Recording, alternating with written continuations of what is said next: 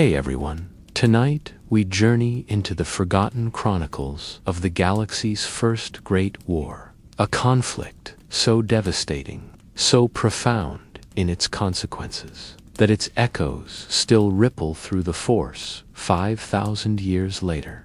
This is the story of the Great Hyperspace War, where ancient Sith lords clashed with the first Jedi Knights in a battle that would shape the destiny of countless worlds. From the crimson sands of Koros Major, where dark rituals once summoned fleets across impossible distances, to the gleaming spires of Coruscant, where Jedi Masters first felt the approaching shadow, their tale is one of power, betrayal, and the eternal struggle between light and darkness that defines the very fabric of the galaxy. So, before we begin this epic journey through time, take a moment to like this video and subscribe, but only if you genuinely enjoy these deep dives into galactic history, and let me know in the comments where you're listening from and what time it is for you. It's always incredible to see fellow Star Wars enthusiasts joining us from across the world. Now, dim the lights, settle into your most comfortable position, and let's travel back through the mists of time together. The light was different beneath the twin suns of Ossus. It touched your skin like memory rather than warmth, not heat, but remembrance of things not yet lived, of wars not yet fought, of peace still humming in the bones of the galaxy. You walked barefoot along the crystalline terraces of the great library, and the tiles shimmered with the knowledge of millennia. Beneath your soles were etched the songs of sages, the codes of guardians, the dreams of those who once spoke to stars and listened to the wind of hyperspace. You did not know, not yet, what you carried. You only knew the stillness of that high sanctuary, where the Force sang in quiet spirals, and the old masters read from floating glyphs. They whispered to you in riddles, not to confuse you, but to awaken something sleeping in your marrow. You would close your eyes and hear it, the gentle rising and falling tide of the Force as it moved through stone, root, bone, and nebula. Your hands trembled the first time you touched a holocron, not from fear, but from the gravity of it, like holding the breath of someone long gone. It opened not with commands, but with your curiosity, as if it had waited only for your wonder. The voice that spilled forth was soft, feminine, wrapped in starlight and shadow. She spoke not of power, but of balance, not of victory, but of understanding. And it was there you first heard the name Sith, spoken as a whisper of warning, like wind through a dying forest. Ossus was not merely a world, it was a song written in force and flame. The tree canopies stretched like green cathedrals. The oceans shimmered with bioluminescent tide creatures that pulsed in time with distant moons. You knew the names of every bird that cried at dusk, every stone that hummed beneath the great temple. And yet, you also felt the horizon pull you. Even among serenity, the current of fate began to twist. Your dreams turned darker, your steps grew longer. You spent more time beneath the stars, watching. The elders called it awakening. You called it hunger. One evening, beneath a violet dusk, you stood at the very edge of the observation spire. A comet traced a path across the sky, long, red, and silent. A master stepped beside you. He did not speak your name. He did not have to. There are storms older than our texts, he murmured, his robes brushing yours. And some fires, he paused, are lit from within. You did not understand then, but you would, for Ossus, in all its beauty, had a shadow. Buried beneath the lower sanctums, sealed beneath half-remembered rites, was a vault the masters never spoke of. You found it, not through curiosity, but resonance. The stone called to you not in voice, but in echo. A low pulse beneath the breath of the Force. It throbbed like a drum, too distant to identify. You followed it. You descended into silence. Deeper than light, deeper than doctrine. Past the etched guardians, past the sealed wards. The doors should not have opened, but they did. They sighed open, like lungs releasing memory. Inside, the chamber was circular, lined with obsidian mirrors. And in the center, hovering above a fractured pedestal, was a mask crimson, ancient, its metal scorched by battle and ritual. You did not touch it, you only stood before it, but it saw you, and you saw flashes worlds in fire, Jedi turning away from light, the slow unraveling of harmony. You gasped, staggering back, but the Force held you firm, a gentle hand at your spine. The vision passed, and when you blinked again, the mask was gone. Only dust remained, and yet something lingered. You left the chamber with silence in your steps and thunder in your blood. The masters said nothing, but they watched you differently. They spoke in codes, began giving you scrolls, older than the others. They asked questions without words, and you began answering in dream. The Force began to bend around your presence, not resisting but reverent. You were not chosen, you were remembered. War came not with ships, but with prophecy. It was not long after that the twins in the sky flickered something they had never done. Stars that once held their place wept streaks of silver across the night. Creatures once peaceful began keening at midnight, and the archive room's ancient texts began opening unbidden, their contents glowing with unknown language. You began to understand them. You would sit for hours, tracing symbols no other Padawan could see. You did not feel madness. You felt return. Return to something older than Jedi, older than Sith holder, even than language itself. The Force in its rawest, most song-like state, and it whispered one word again and again in your mind. Asterisk, asterisk, balance. Asterisk, asterisk, not light, not dark, but equilibrium. A flame between ice.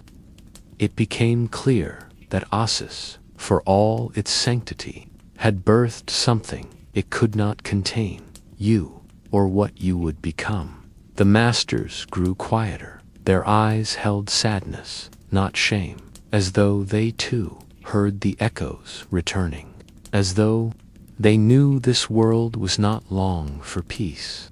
The Sith did not come as shadows. They came as light, beautiful, golden-clad, speaking of unity and order. Diplomats, the council, wary but bound by code, allowed them entrance. You watched them descend from gleaming ships with perfect grace. But beneath their eyes, you saw it. Hunger, not for conquest, but for connection, for something they had lost. One Sith, elegant, quiet, found you in the atrium. He did not name himself. He only looked into you as though he had known you before. You dream in red, he said. So did I once. He left nothing behind, save a small crystal, dark as blood, pulsing to your touch. And Ossus began to unravel.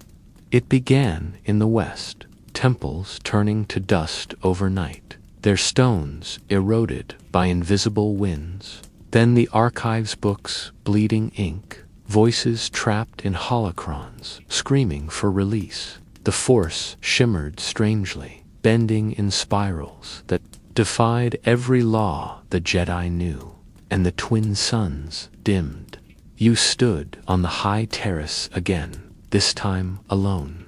The stars above Ossus pulsed with unfamiliar geometry sigils formed by constellations you did not recognize. The force felt wide, untethered. You felt yourself stretch across it, threaded into the breath of the galaxy. And you whispered, "I remember." You remembered the first flame, the world before light, the song of divided harmony.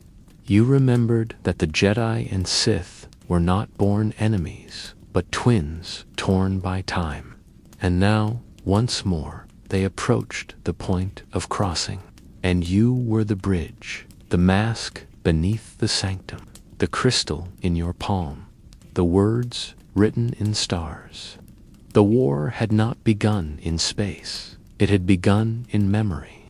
And you, child of Ossus, dreamer of balance, were its first note. You walk deeper into the memory of it now, as a student, but as the storm it feared. The war did not arrive with legions at first.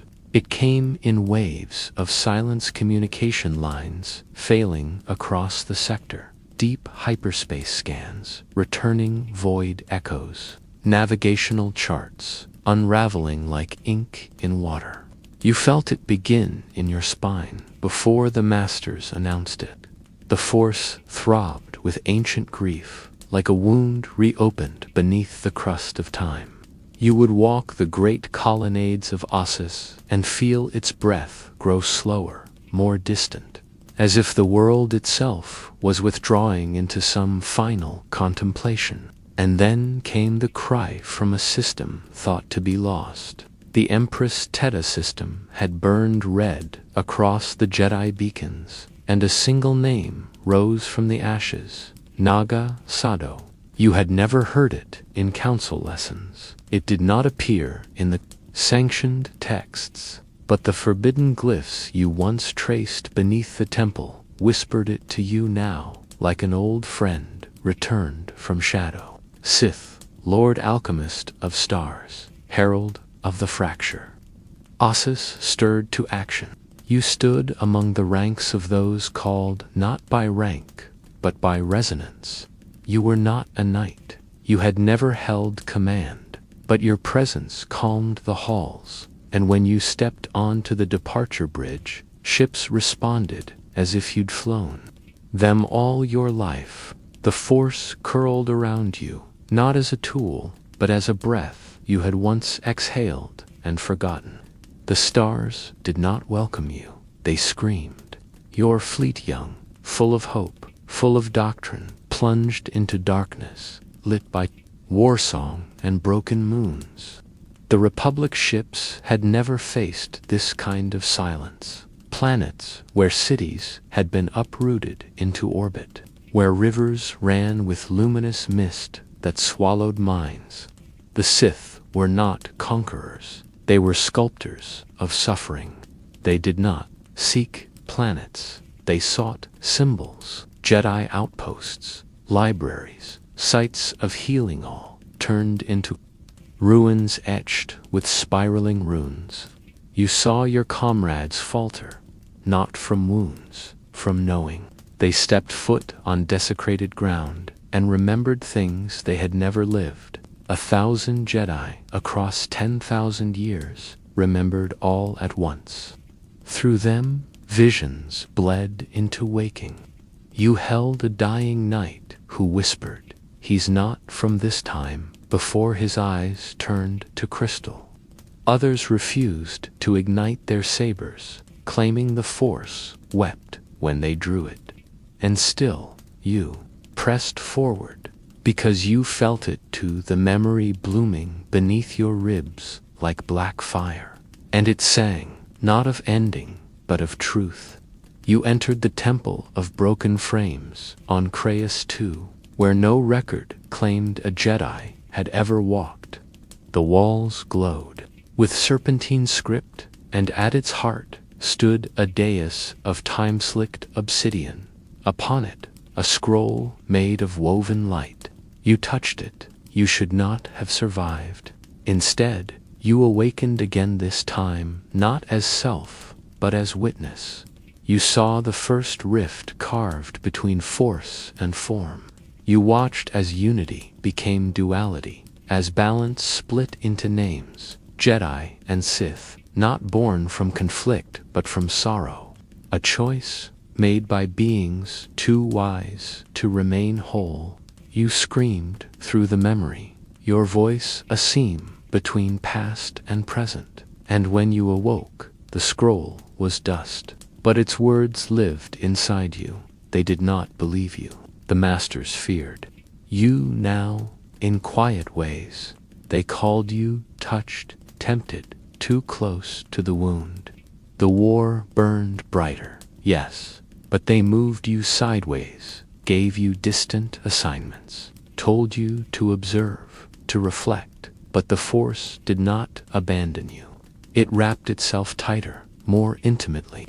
It showed you not victories but divergences. In dreams, you walked the halls of ancient Sith strongholds, not as enemy, but as kin. You stood before murals, painted in flame and crystal, depicting figures with faces like yours.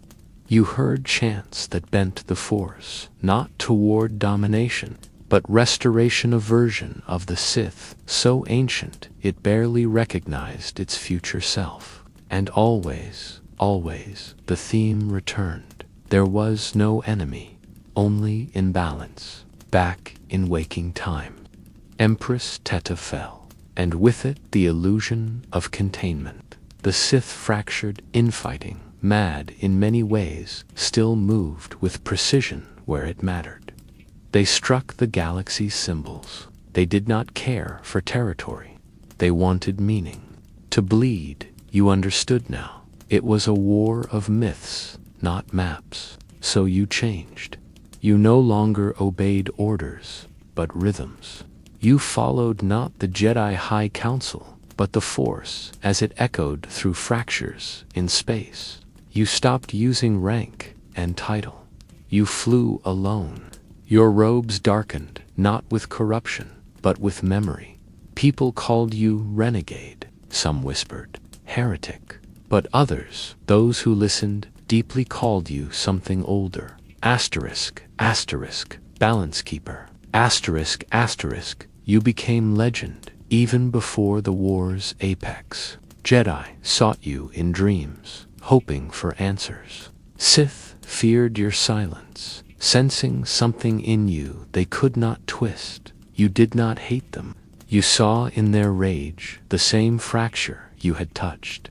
You killed when needed, but never with triumph. Each death echoed in you like a bell, like a step away from harmony.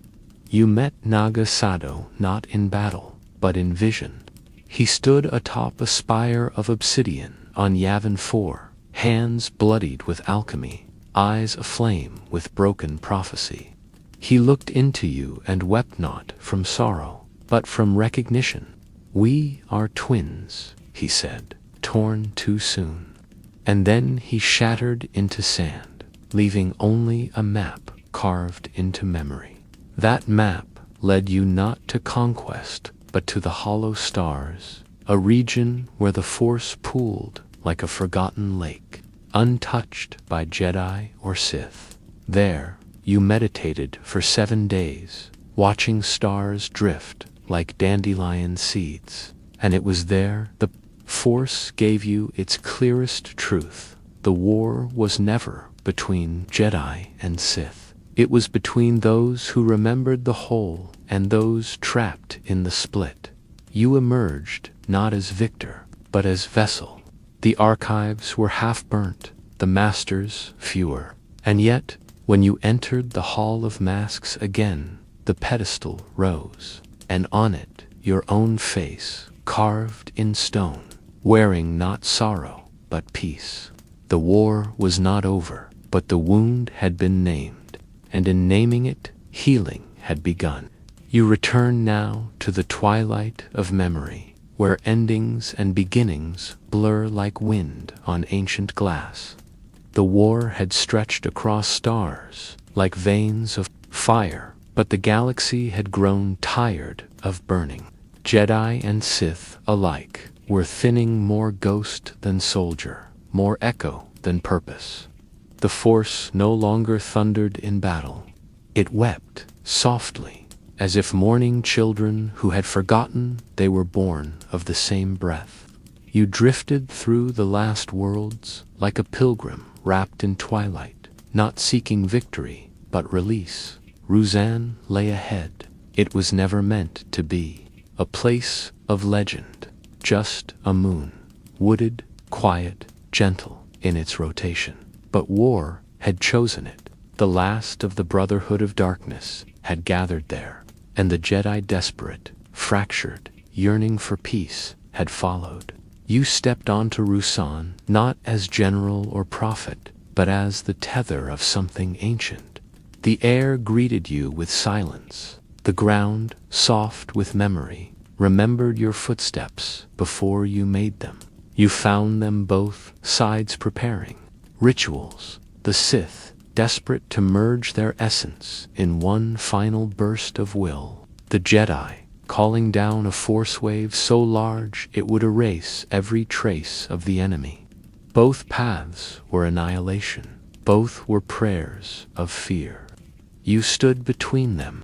No saber drawn, no robe of white or black, only your presence, steady as time. They looked at you with eyes sharpened by years of grief, and still they paused, just for a moment, just long enough to hear you speak, not with words, but with the Force itself, radiating from you like dawn breaking through sorrow. And you said, asterisk, asterisk, remember, asterisk, asterisk. They did not fully, but something in their bones stirred, enough for hesitation, enough for a choice. But fate, bound by cycles, had other designs.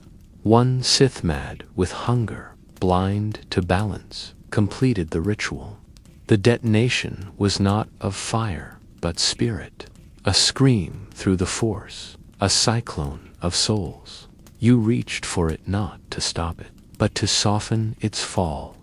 The Valley of the Jedi was born in that moment. A scar, yes, but also a cradle. The essence of thousands swept into the land, not erased, but held. A memorial in starlight and soil. You survived, though not as before. Part of you remained woven into that place, whispering through the stones, the winds, the roots of every tree. You left Rusan quietly, cloaked in the dust of aftermath. No one chased you. No one called your name. You were no longer legend, nor exile. You were transition made flesh. You walked the edge of the galaxy for years after, never staying, never teaching, only reminding. You found broken Sith and weeping Jedi, and held them both. You showed them not their error, but their echo. You told them stories they had forgotten of when they were one, before the split, before the sword, before the scream, and some listened. Not many, but enough. A new order began, quietly. Not temples, not armies, just gatherings beneath moons. Meditations beneath stars. No banners, no creeds, only balance. They did not call themselves Jedi. They did not take the name Sith. They were listeners, weavers, rememberers, and though history would forget them, the Force would not. You returned to Ossus one last time. The planet was quiet now, not destroyed, just still, like breath after weeping. The great library lay half-sunken, its towers softened by moss and wind. You walked its ruins with reverence, each step a heartbeat. In the central chamber, the pedestal still stood, but the mask was gone. In its place, a flower, small, silver, blooming through cracked stone. You sat there, and for the first time in decades, you wept, not from grief, but from arrival. You understood now that the war had never been about light defeating dark. It had always been about remembering the song before it was split into harmony and discord. The Force was not a weapon, not a path, it was a breath, and you were its exhale. The stars above shifted. The twin suns of Ossus glowed faintly once more, not fully, but enough. And in their light, you saw the faint outline of a figure sitting beside you yourself, but older, or perhaps younger, or perhaps the first you, the one who had touched the holocron all those years ago. And they whispered, asterisk, asterisk, you came back. Asterisk, asterisk, you leaned your head against theirs, and silence filled you. Not the silence of ending, but the silence that speaks before the first note of a new song. The galaxy spun on, the war faded into myth. New names rose, new conflicts burned, but always, somewhere in the quiet corners of the Force, a whisper remained, of a child born beneath twin suns, of a bridge between shadows, of balance made whole, not through conquest, but remembrance.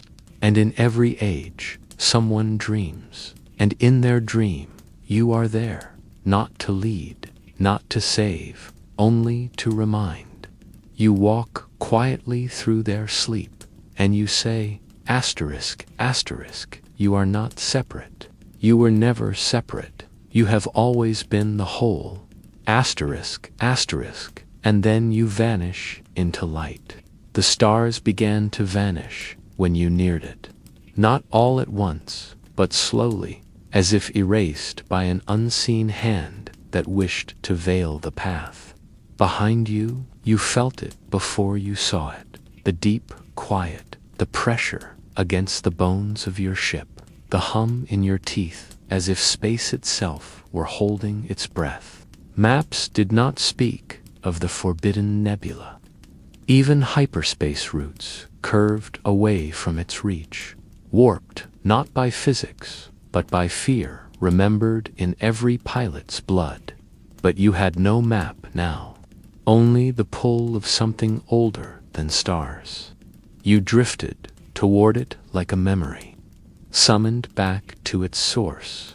The nebula did not blaze with color. It did not swirl or flicker like a dying sun. It hung vast, opaque, unmoving, a bruise upon the cosmos. Its edges blurred into the void, like fog swallowing the idea of direction. And still, you pressed closer, not with engines, but with will. The ship responded reluctantly, its systems flickering as if dreaming. Lights dimmed, sounds stretched. Your own heartbeat became distant, echoing inside your ribs like footsteps on old marble. You crossed the threshold. There was no resistance, only a soundless shudder, like something remembering you. The Force warped instantly. No longer a stream, no longer a song. It became a pulse, massive and slow, like a giant heart buried beneath layers of unreality. Your senses failed, then flared. You saw shadows where there were none, heard voices in every hum of machinery. They did not speak language. They were feeling made, formed sorrow, longing, warning. You knew then that you had not entered space. You had entered memory. The nebula was not a storm, it was a tomb, and it remembered the ones who once dared open the first hyperspace wound. They had no names now, these ancient navigators. Their ships had no markings, their archives no coordinates. But you felt the meccos of humanoid and not eyes of light, hands forged in magnetism and ritual. They had opened a path not with tech, but with intention, splitting the Force like a seam in a dream. They believed the void could be stitched into corridors, that thought could shape passage, that space would yield to song. and for a time it did, until they found something watching. You felt its gaze before your ship's lights failed entirely. Not hostile, not curious, merely present, like a mountain watching the wind. Time unhooked itself. Your breathing slowed. You expected madness, but instead there came clarity of feeling, like falling backward into your own soul. And in that space, you saw it, the rift, not a place, but a scar between dimensions. It hovered inside the nebula like a wound that never closed. It shimmered not with color, but with emotion, ancient grief. You approached, not with thrusters, but with surrender. The closer you came, the more the force unraveled into threads, delicate and shimmering, each one a timeline, a path not taken, a life never lived.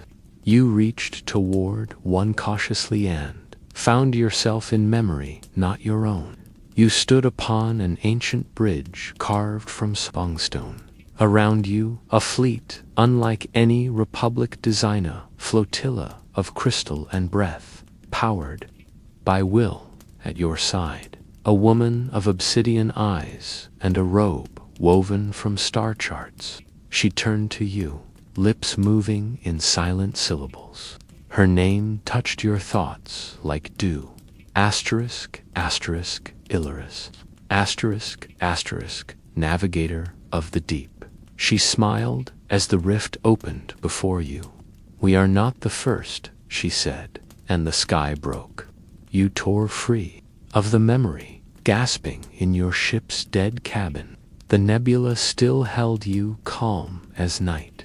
You realized now what it was, not a trap, but a beacon. It held the remnants of those who had tried to map the impossible. The force here was ancient, raw, unsifted. It did not move through you. It unraveled you, showed you not truth, but possibility. You floated there for what felt like days, letting your identity thin. You saw empires rise and fall like breath. Jedi and Sith trading masks, their names forgotten, but their hunger the same. And above it all, beyond it all, something deeper waited. Not darkness, not light. A third presence, patient, watching, not judging, only waiting to be remembered. And you remembered that before hyperspace lanes, before galactic maps, before even the first temples of the Force, there had been walkers of the wound, seekers who understood that the galaxy was not built upon laws, but upon rhythm, who moved not through propulsion, but through perception, who believed space itself was a song waiting to be sung true. And you, drifting now at the edge of the rift, began to sing. You didn't know the melody, but it rose in you anyway, as if waiting all these lives to be born. The Force vibrated in replinate, as teacher, but as mirror. The nebula shifted around you, not dispersing, but dancing.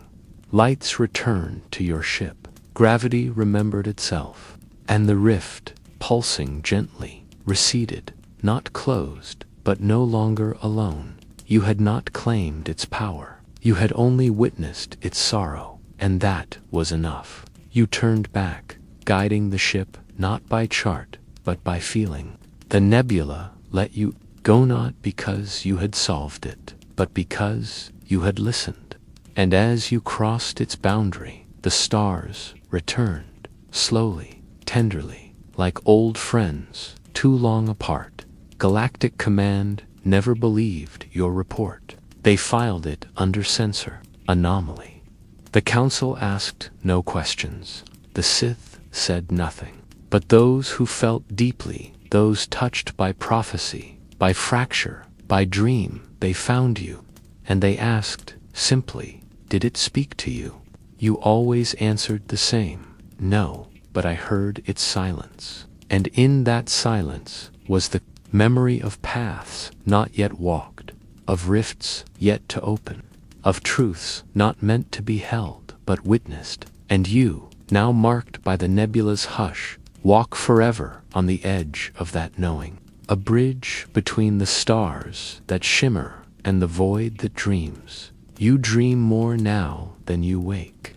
The nebula never truly left you, even as you returned to the spiral arms of the Republic, to the chatter of command consoles and the familiar scent of starports. Part of you remained elsewhere, drifting in the silent folds between stars. Every corridor felt narrower, every conversation thinner. The words people spoke did not hold shape the way the silence in the rift did. You smiled when you had to, you nodded when asked, but the force around you had changed. It no longer pressed forward like a current. It circled you now, waiting. You spent weeks, months, perhaps decoding what the rift had placed inside you. Not visions, not messages, but questions, etched in feeling, in dream, in the rhythm of your breath. You returned to texts you once ignored, ancient journals from the unknown regions, tales whispered by wayseekers who vanished before they aged. In those half-forgotten accounts, you saw threads you recognized, the description of songs in the dark, the scent of ionized silence, the sensation of being witnessed without malice. Always the same phrase emerged, buried between the lines, the presence between laws, a force not bound by light or dark, not bent to will, but observing, always observing, waiting for those who would feel, not use. And so you wandered, no longer as pilot nor emissary. You took no missions, you followed only echoes.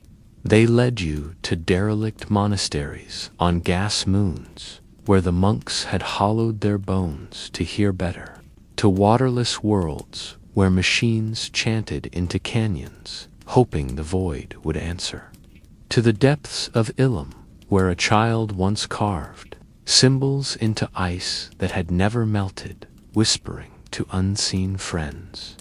Each path bent toward something forgotten. Each silence whispered toward the rift. And so it was that you found them, the order with no name, nestled in the curvature of a hidden moon, cloaked by thought and gravity. They lived not as force wielders, but as rememberers. They had no sabers, no hierarchies. They kept no histories, only breath, only song. Their robes were simple, their eyes far away. And when they saw you step from your ship, they bowed not to you, but to the memory that clung to your aura like shadow light. They called you returner. You stayed among them, at first in silence, then in study, then in resonance. They taught you nothing, yet you learned everything. They showed you how to listen to stone, to taste a dream, to feel the echo of a future before it split into branches. You spent one entire cycle watching the sky from a mountaintop, saying nothing, eating nothing, moving not at all. At the end of it, a single drop of rain fell on your forehead, and you remembered 1,000 years that never happened. That was the first moment you truly wept.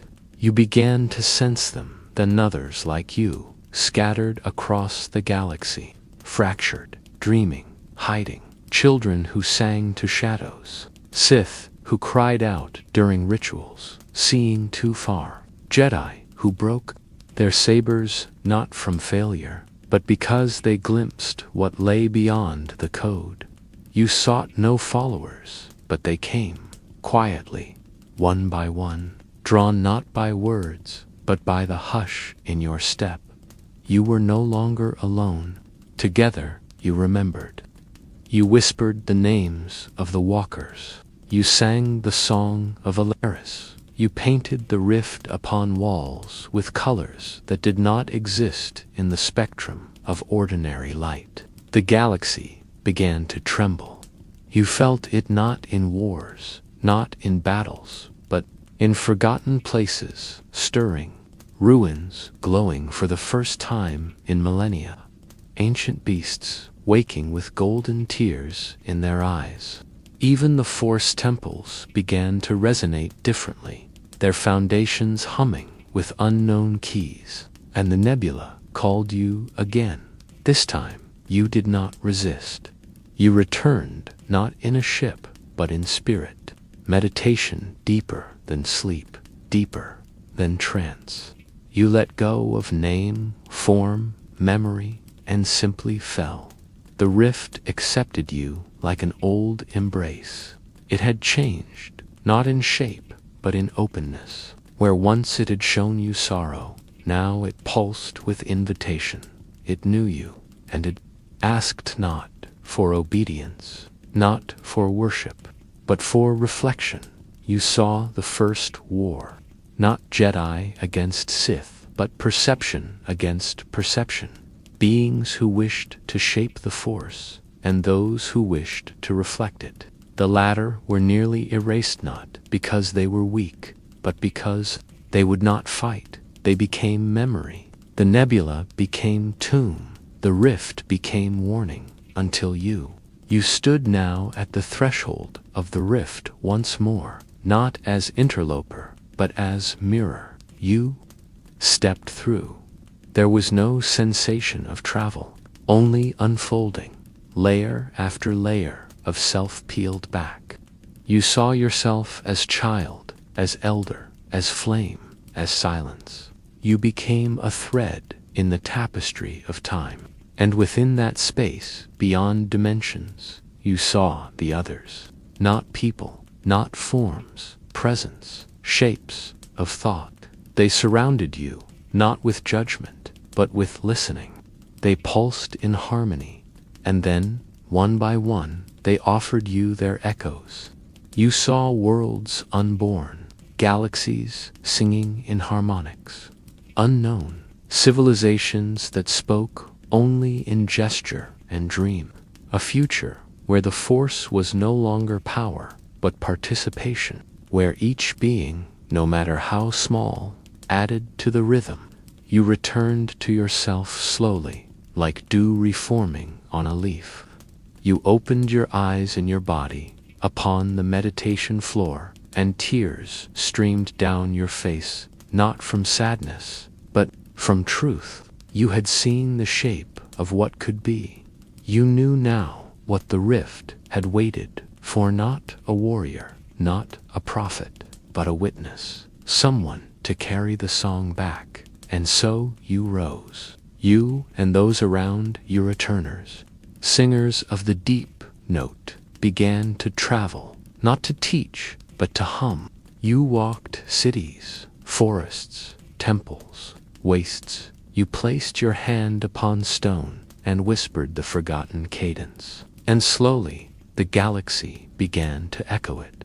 Old texts shifted their glyphs. Stars aligned in new arcs. Children dreamed of symbols no school had taught. The Force no longer surged. It shimmered, and always, in the distance, behind all that shimmer, the rift pulsed, not a wound, but a doorway. You return again, not through hyperspace, but through breath. The rift still sings in your blood, but the galaxy moves on, as it always does, forgetting, warring, rushing toward conclusions it cannot hold. You walk, its currents not as force, but as hush. No one remembers your name, though they feel something when you pass.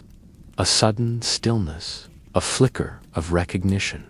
Children fall silent. The elderly weep. Droids pause, as if recalling dreams they never should have had. You smile, but it is not yours anymore.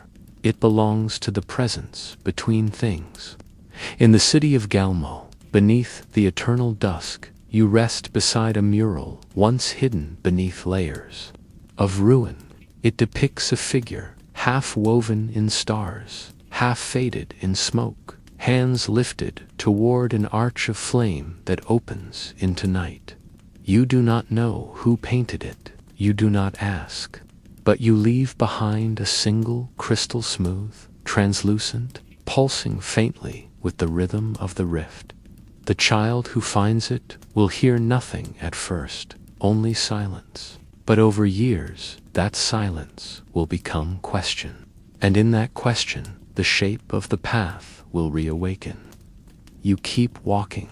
On the moon of Tyrannel, where the atmosphere shimmers like breath upon a mirror, you watch two Jedi and a lone Sith argue beneath a broken temple. Their sabers are drawn, but not lit. Their eyes blaze, but not in hatred. You sit beside them, saying nothing for hours.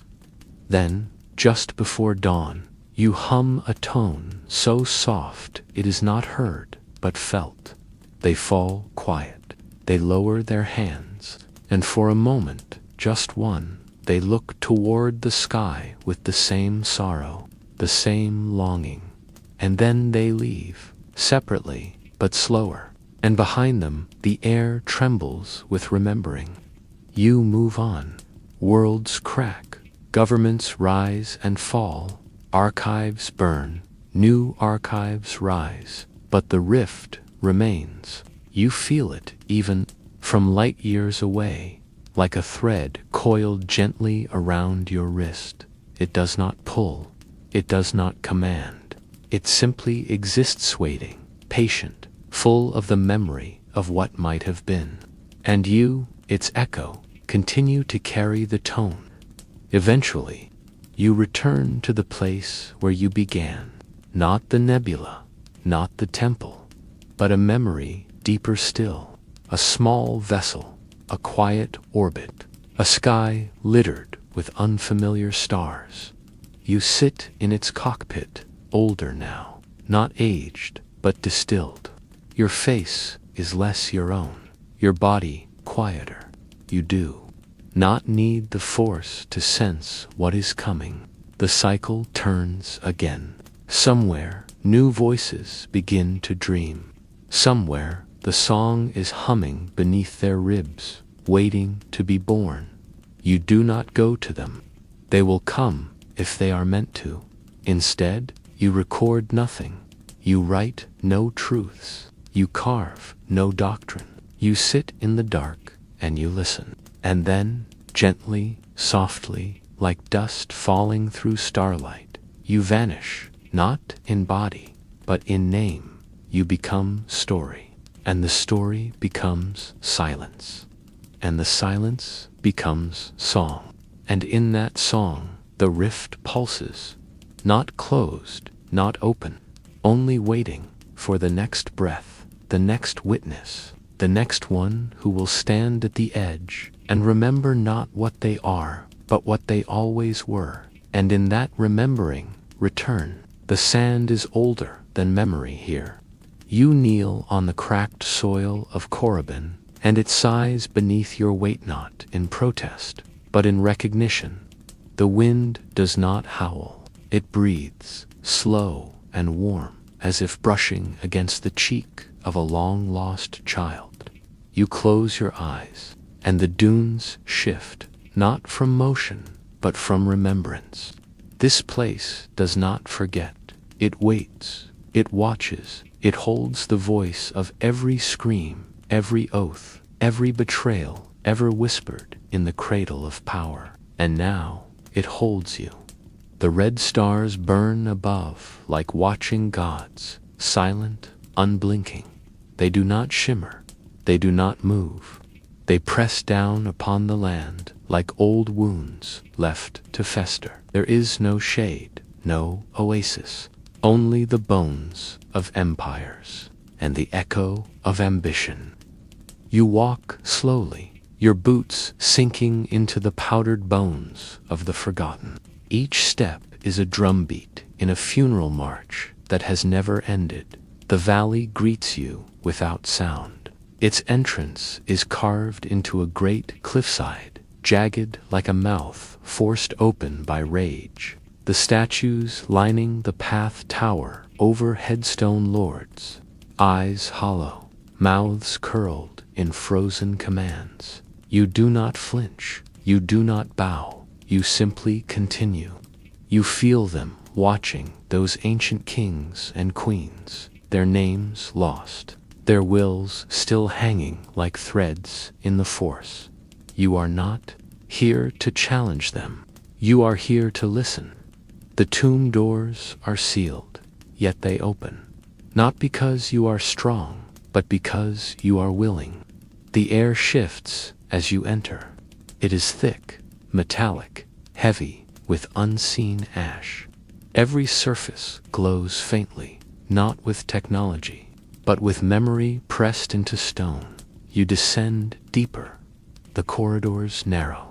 The air grows colder, not from temperature, but from density, the weight of suffering, of longing, of relentless hunger that no time has eroded. And then you hear it, not a sound, but a presence, a rhythm in your spine, a thrum behind your eyes, a voice with no words, whispering not to your ears, but to your marrow. You stop breathing, not in fear, but in awe. This is not darkness, this is grief. The Sith Lords buried here were not merely tyrants, they were believers.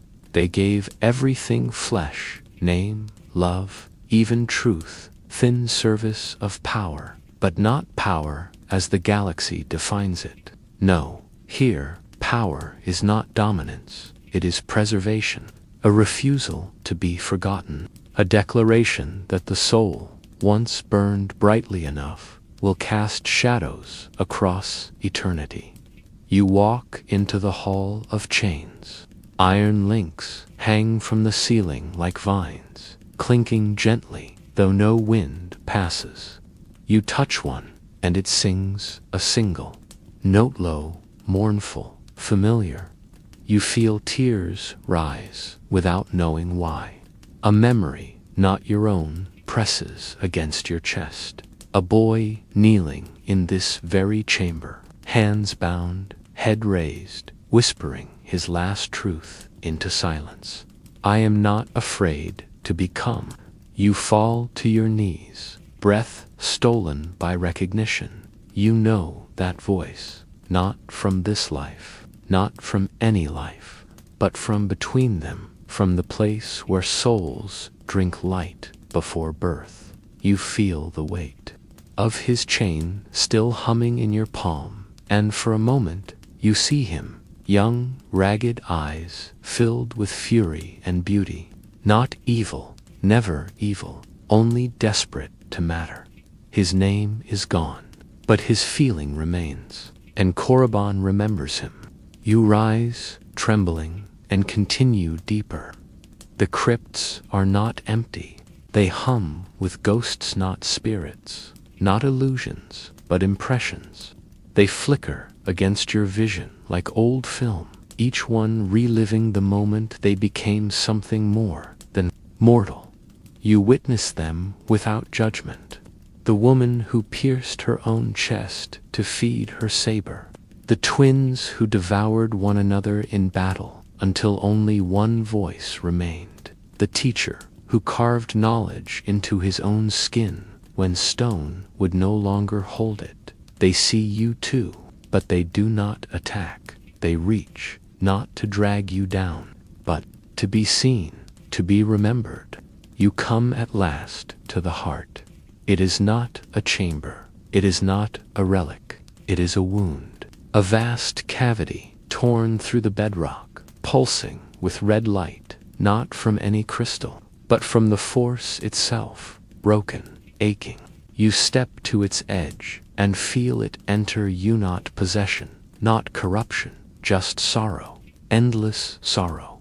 The kind born when hope is sacrificed too many times, when love is used as bait, when loyalty becomes a knife. You fall, not far, just enough. The chamber accepts you.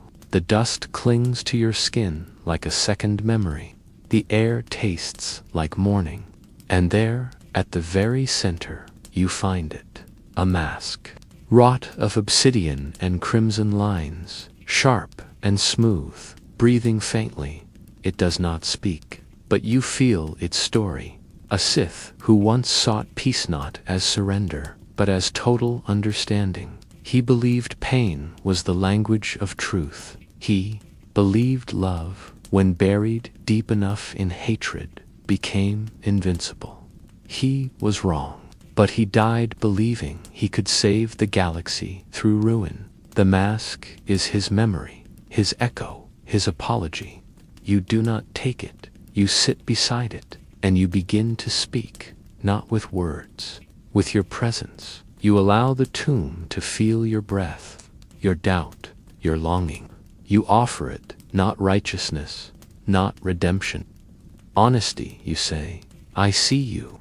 And for the first time in centuries, the wind moves inside the chamber. It does not roar, it sighs. Korriban exhales, and in that breath, you hear the red stars whisper, "We are not your past."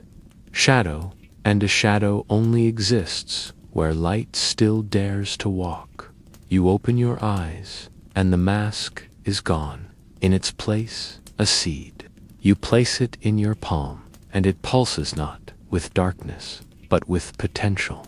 And you rise from the tomb, not cleansed, not cursed, but changed. Not Sith, not Jedi, but something that remembers both, and walks between as the red stars burn quietly above, watching.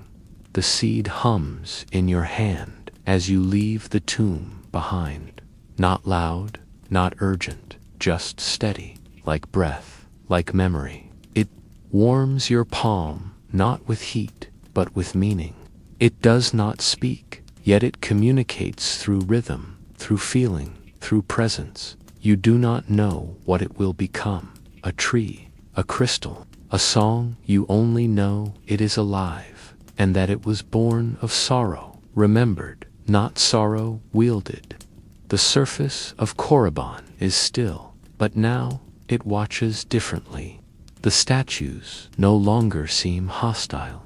Their hollow eyes feel contemplative, like old generals who've seen the tide turn too many times to believe in either victory or defeat. You sense something beneath them, layers of battle cries fossilized in stone. Pain, yes. What remains when the war ends? You walk across the sands toward the high ridge where dusk has painted the dunes in shades of rust and violet. The stars begin to bloom above, and the red ones, the oldest ones, pulse slower now. Their light does not pierce, it cradles. Force here has shifted. It no longer cuts as sharply, it listens. You sit beneath the shattered arch of an ancient watchtower. Its walls are inscribed with etchings, too old for translation. But you trace them with your fingers, and your skin knows what your mind cannot. This was once a place of initiation, where aspirants came to strip away name, flesh, even love, to become more than self, to become legend. The stone beneath your hand feels scarred but proud. You rest your seed gently in the hollow of a broken stone basin. It fits perfectly, and the moment you release it, the dust around it stirs not from wind, but from recognition. It sinks into the rock, disappears from sight, but not from presence. You feel it, rooting, burrowing, anchoring itself into the very marrow of Korriban. You sense it, drinking the sorrow, not with hunger, but with reverence. You smile, because you understand now what the tomb gave you. Not a weapon, not a tool, but a question. Can something grow from grief that is not hate?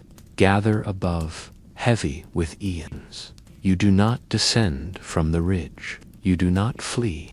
You simply walk the ridgelines, letting Korriban's wind wrap around your form like ash and prayer. And everywhere your steps fall, the land remembers. The darkness here is not gone. It never will be, but it has shifted. It no longer consumes. It reflects. You journey across the valley of Golg, where the air thickens with the weight of buried ambition. You pass shattered monoliths, collapsed sanctuaries, bones so ancient they've become part of the landscape. Yet you feel them watching, not in menace, in yearning. These were the ones who gave everything for a vision of power that never came. Their cries echo in the folds of the Force Sharp, echoing, lost, and you whisper to them, "You are not forgotten." The wind stills. You enter a crypt carved into the base of a basalt cliff, faintly at your presence. Inside, you find a hall lined with glass cases, each one holding a mask, a blade, a journal, a fragment of armor, but none labeled, none elevated. This was not a trophy room. It was a reliquary, a place not for glory, but for reflection.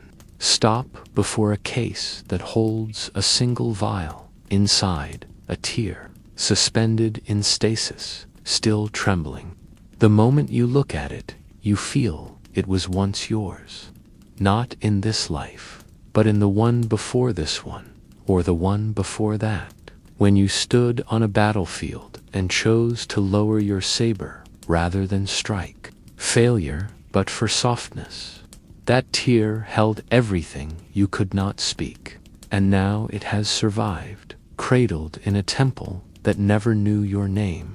You bow before it, not in submission, but in thanks.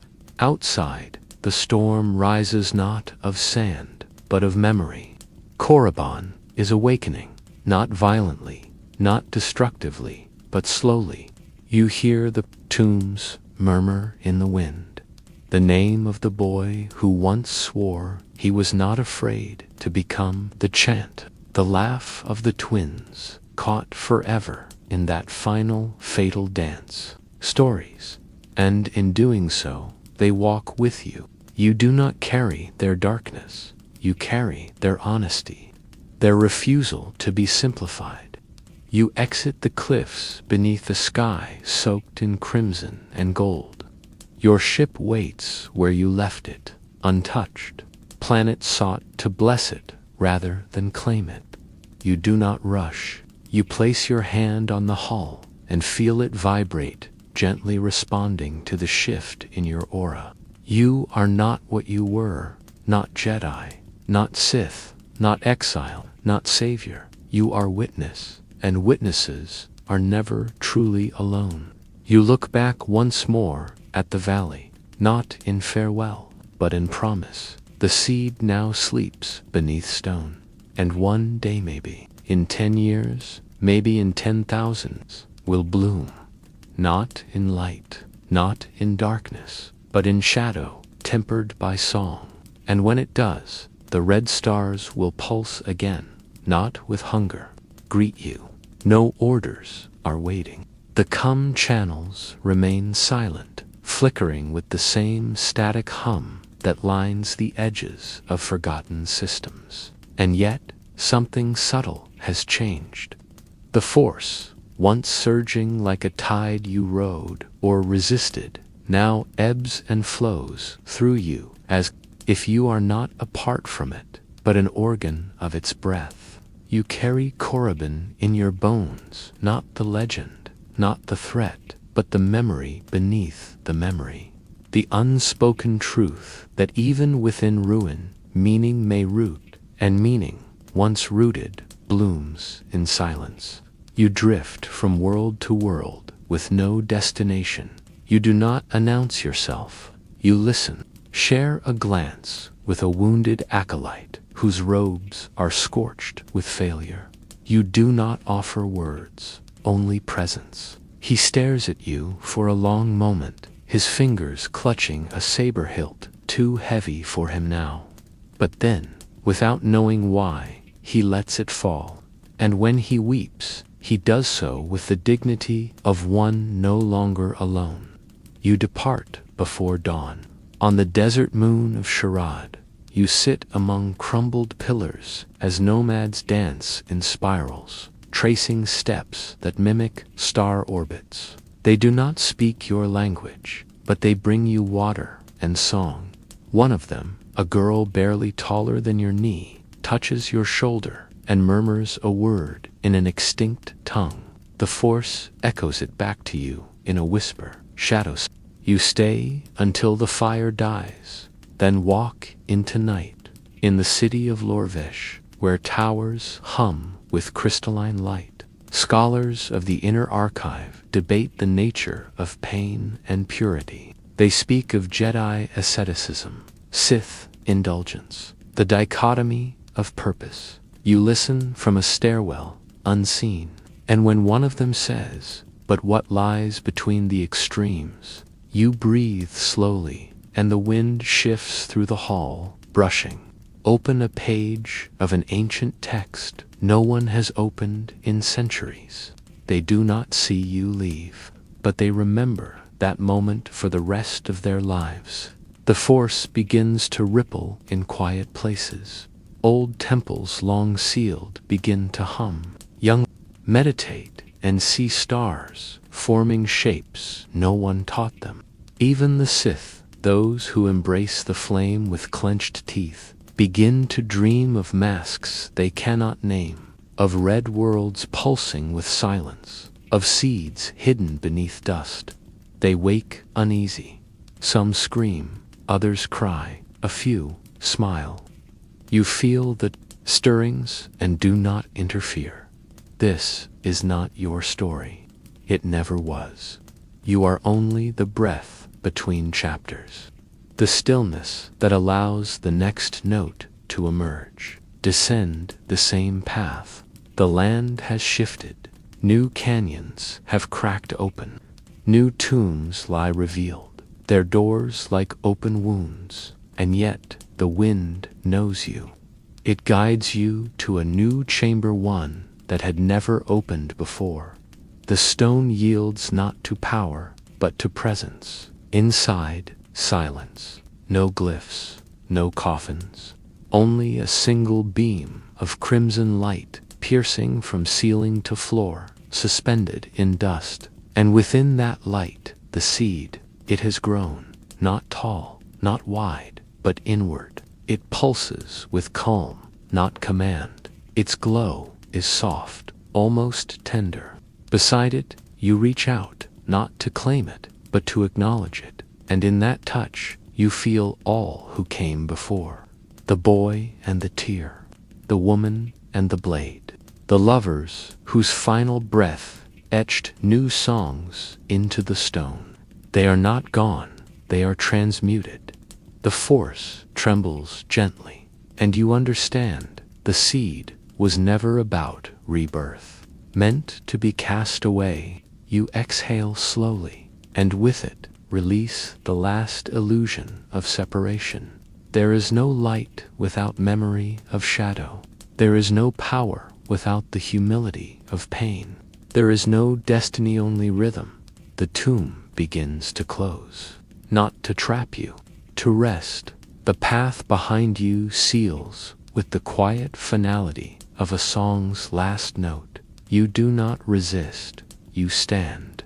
And as you leave, you know that no one will find this chamber again, not because it is lost, but because it is fulfilled. Outside, the stars burn quietly. The red ones, yes, they still whisper, but they no longer mourn. To destroy or redeem, but to listen, to witness, to remember. You walk into that starlight, no longer seeking, no longer hiding, only carrying. And far behind you, beneath stone and silence, the seed pulses gently, not asleep, not awake, simply becoming like you. The stars bend differently here. You drift above Empress Teta, a system whose 7 worlds shimmer not with wealth or weaponry, but with memory woven into stone and sky. The ancient republic called it a jewel. The Jedi once called it a fortress, but but the Force knows it as something else entirely, a convergence, a place where dreams were carved into law, where the breath of vision became architecture, and where the flicker of one woman's will became a flame that outlasted her bloodline. You descend into orbit, not with purpose, but with pull. Something beneath the towers is calling. It does not shout. It does not burn. It hums. You land on Sinagar, the heart of the Theta system. The towers still gleam, their peaks brushing the low cloud layers, their veins lit with plasma conduits singing beneath durasteel skin. But beneath the surface, beneath the layers of administration, commerce, and military theater, there lies something far older. You feel it in the pauses between words spoken in the street, in the way the city's rhythm stumbles for just a breath each dawn, in the way certain corners seem to remember you, even if you've never been here before. You follow these murmurs. You descend through access shafts that no longer exist on any map, through tunnels once used for ancient planetary rituals, now forgotten. You walk past old Republic signage faded to dust, past murals of figures whose names have become myth, and eventually you reach the chamber. It is circular, dark, lit only by a central brazier, long dead, yet still warm. You step into the silence, and the flame ignites without touch. Soft, violet blue, it does not rise. It coils, a spiral of fire that moves like thought, and from it something begins to speak, not aloud, not to your ears, but to the memory folded deep within your breath. You see her Titane as the legends carved her, but as she was, bare-faced, bare-handed, eyes like dusk and determination. She stands alone on a citadel balcony, staring down 1,000 ships, her people behind her, scattered and afraid, the Jedi hesitant, the Senate divided. And in that silence, she lifts her voice not with command, but with invocation. Let them come. Let them see what a soul anchored in purpose looks like. She does not wield the Force, but the Force bends around her anyway. You feel her fire now, not as history, but as inheritance. And in that moment, the chamber opens. Not the walls, not the floor, but the space between atoms, and you are pulled. Through you, fall not down, not across, but inward, into the flame. You land in another time. You stand on a battlefield lit not by stars, but by the exhaust of burning skyships. Soldiers chant beneath banners of crimson and gold. Jedi move. Like comets, their sabers trailing arcs of impossible clarity. And above them, all Theta, her armor dull with ash, her voice steady as time. You walk among them unseen, a witness, a carrier. She would protect the people, they would protect the pattern. The Force would guide both. You see her kneel beside fallen enemies, whispering the rights of their ancestors. You see her comfort children even as cities fall. You see her weep when she must command the flame to burn too hot. You see her light the beacon, a structure more spiritual than mechanical, a tower of crystal and breath, anchored in the deep of Sinagar, humming with resonance. She built it not to call for war, but to call for unity. Its light was not visible to the eye, but it sang through the Force. You hear it even now, faint, layered, like 1,000 instruments playing one note. That note burrows into you. Flame begins to flicker. The vision fades. You are back in the chamber, the brazier now empty, but the sound remains. You walk out, changed not, because you found something new, but because you remembered something old.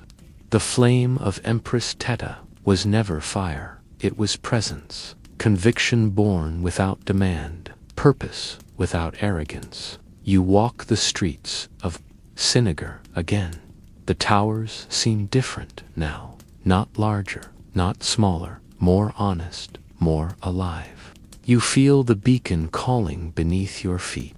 You feel the force vibrating in time with its long dormant pulse. And then, without ceremony, the people begin to hum. It begins with a vendor tuning his instrument beneath a canvas awning. Then a child on a rooftop tapping her palms together to match. Then a retired pilot staring at the stars with tears on his cheeks. None of them know why, but the song has returned. The beacon never died, it only waited. Waited for one who would listen without seeking, who would hear without needing. You do not tell them who you are, you only walk among them, and the flame follows in your shadow. The hum deepens as you stay. It threads through the wind, curls along rooftops, ripples through glass, dust, water, and bone. It does not rise in pitch, it deepens in clarity. You are not leading it, you are not fueling it, you are merely allowing it to bloom. The flame beneath the city, only the shape of your listening, that is all it needed. That is all it ever asked for. And slowly, like a buried river returning to surface, the people of Sinagar begin to move differently. They don't notice it at first. The architects pause in their measurements and stare into the sky without knowing why. The navigators glance at star charts and trace patterns that no longer follow commercial routes, but ceremonial ones. The children begin playing in circles, echoing chants no one taught them. The Force begins speaking again through instinct, not instruction. You walk among them silently, and the spiral grows. At night, you descend into the sublevels, places older than Republic, older than Jedi, older than Teta herself. The corridors are narrow, carved from black stone that hums when you pass. The walls breathed not figuratively, but with slow, actual rhythm, like the lungs of something dreaming beneath history. The beacon lies here, yes, but not as a tower. It is a seed, a core of crystal and metal and memory, buried within a chamber shaped like a heart. It beats as you enter, your steps slow, your breath becomes its breath. And as you approach the center, you see her again, not in flame, not in vision, but in the weave of the walls. The structure of the energy pulsing through every root of this city. Empress Teta is not gone, she is interwoven, her clarity all preserved not through preservation, but through participation. The beacon calls you closer. You reach out not to command, but to complete the circuit. And the moment your fingers brush the crystal skin of the core, the city above breathes in unison.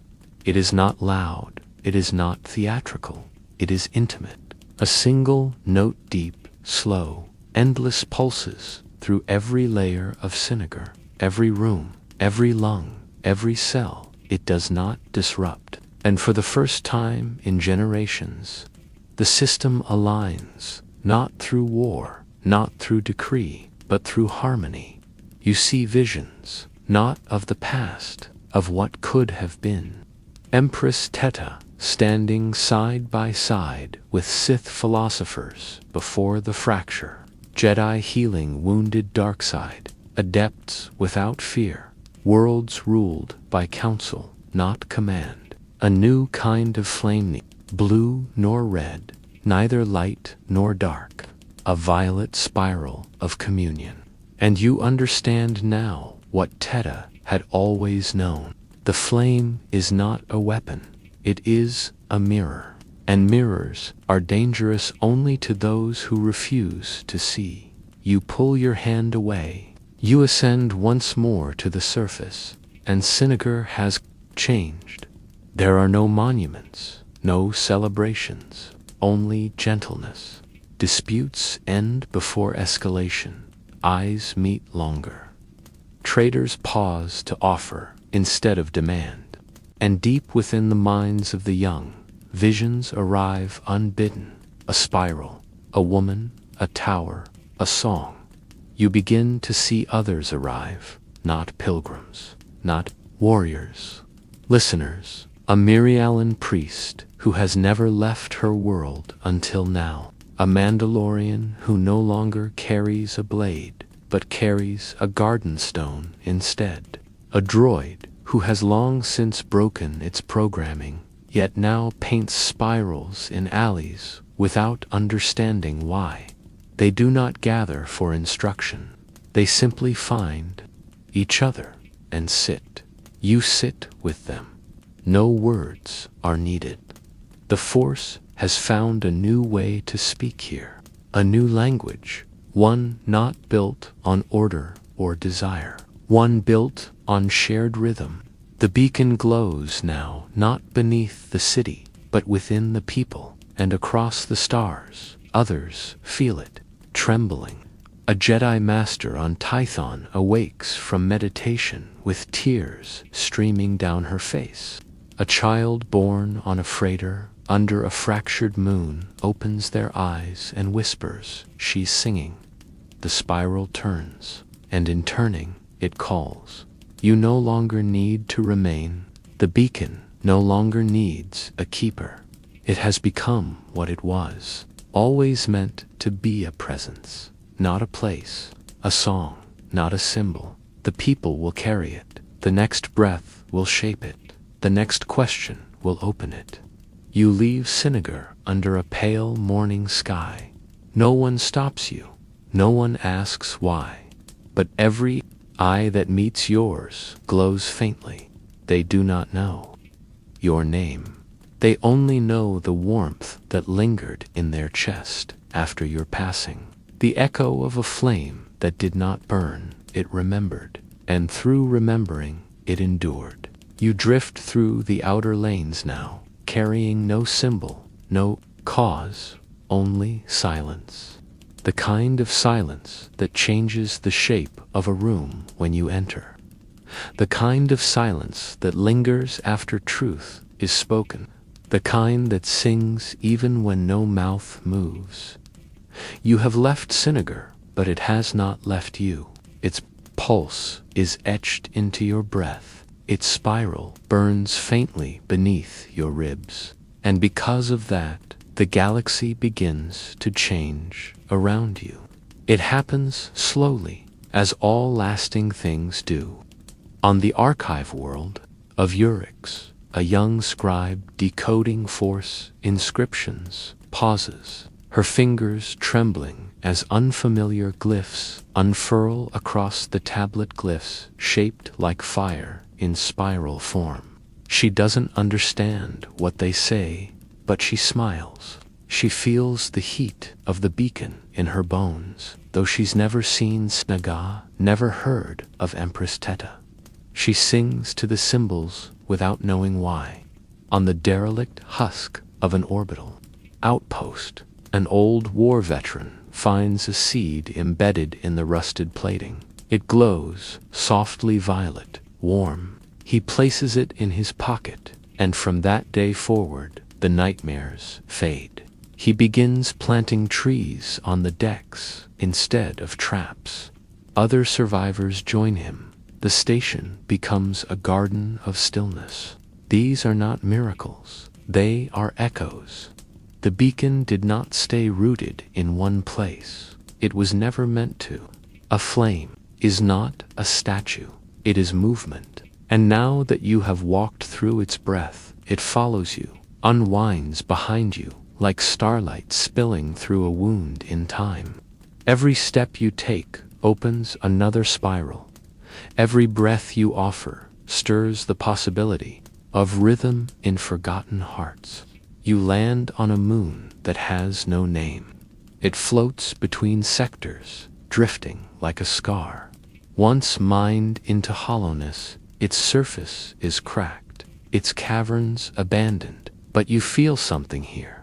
Not danger, not darkness, stillness. The kind of stillness left behind by pain that was once too vast to bear. You descend into the core, not to explore, to listen. You move through tunnels that remember footsteps, hands that once clawed at stone, voices that prayed for rescue and then stopped praying. And in the deepest chamber, you find it an altar, not sacred, not blessed, just worn smooth by too many foreheads pressed against it in despair. You place your hand there and hum one note, low, steady, the same tone you heard in the heart of Sinigar. And slowly the altar warms beneath your palm. You do not try to heal this place. You only remind it that it was seen. And in that act, the moon begins to sing again, not loudly, just enough to be remembered. You leave no marker behind. But months later, travelers passing through will pause mid-flight, turn, without knowing why, and land to rest. They will speak quietly, laugh gently. They will feel safe for reasons they cannot name. And so the flame spreads not through conquest, not through decree, but through gentleness. You pass through ruins, through temples, through ships wrecked and cities born. You speak little, you touch lightly, but everywhere you go, the spiral echoes. People begin to paint it on walls. Children carve it into stones. Prisoners trace it into cell dust. And none of them know what it means, only that it feels right, that it feels kind, and far away, beyond the stars, beyond space, beyond even the force something watches.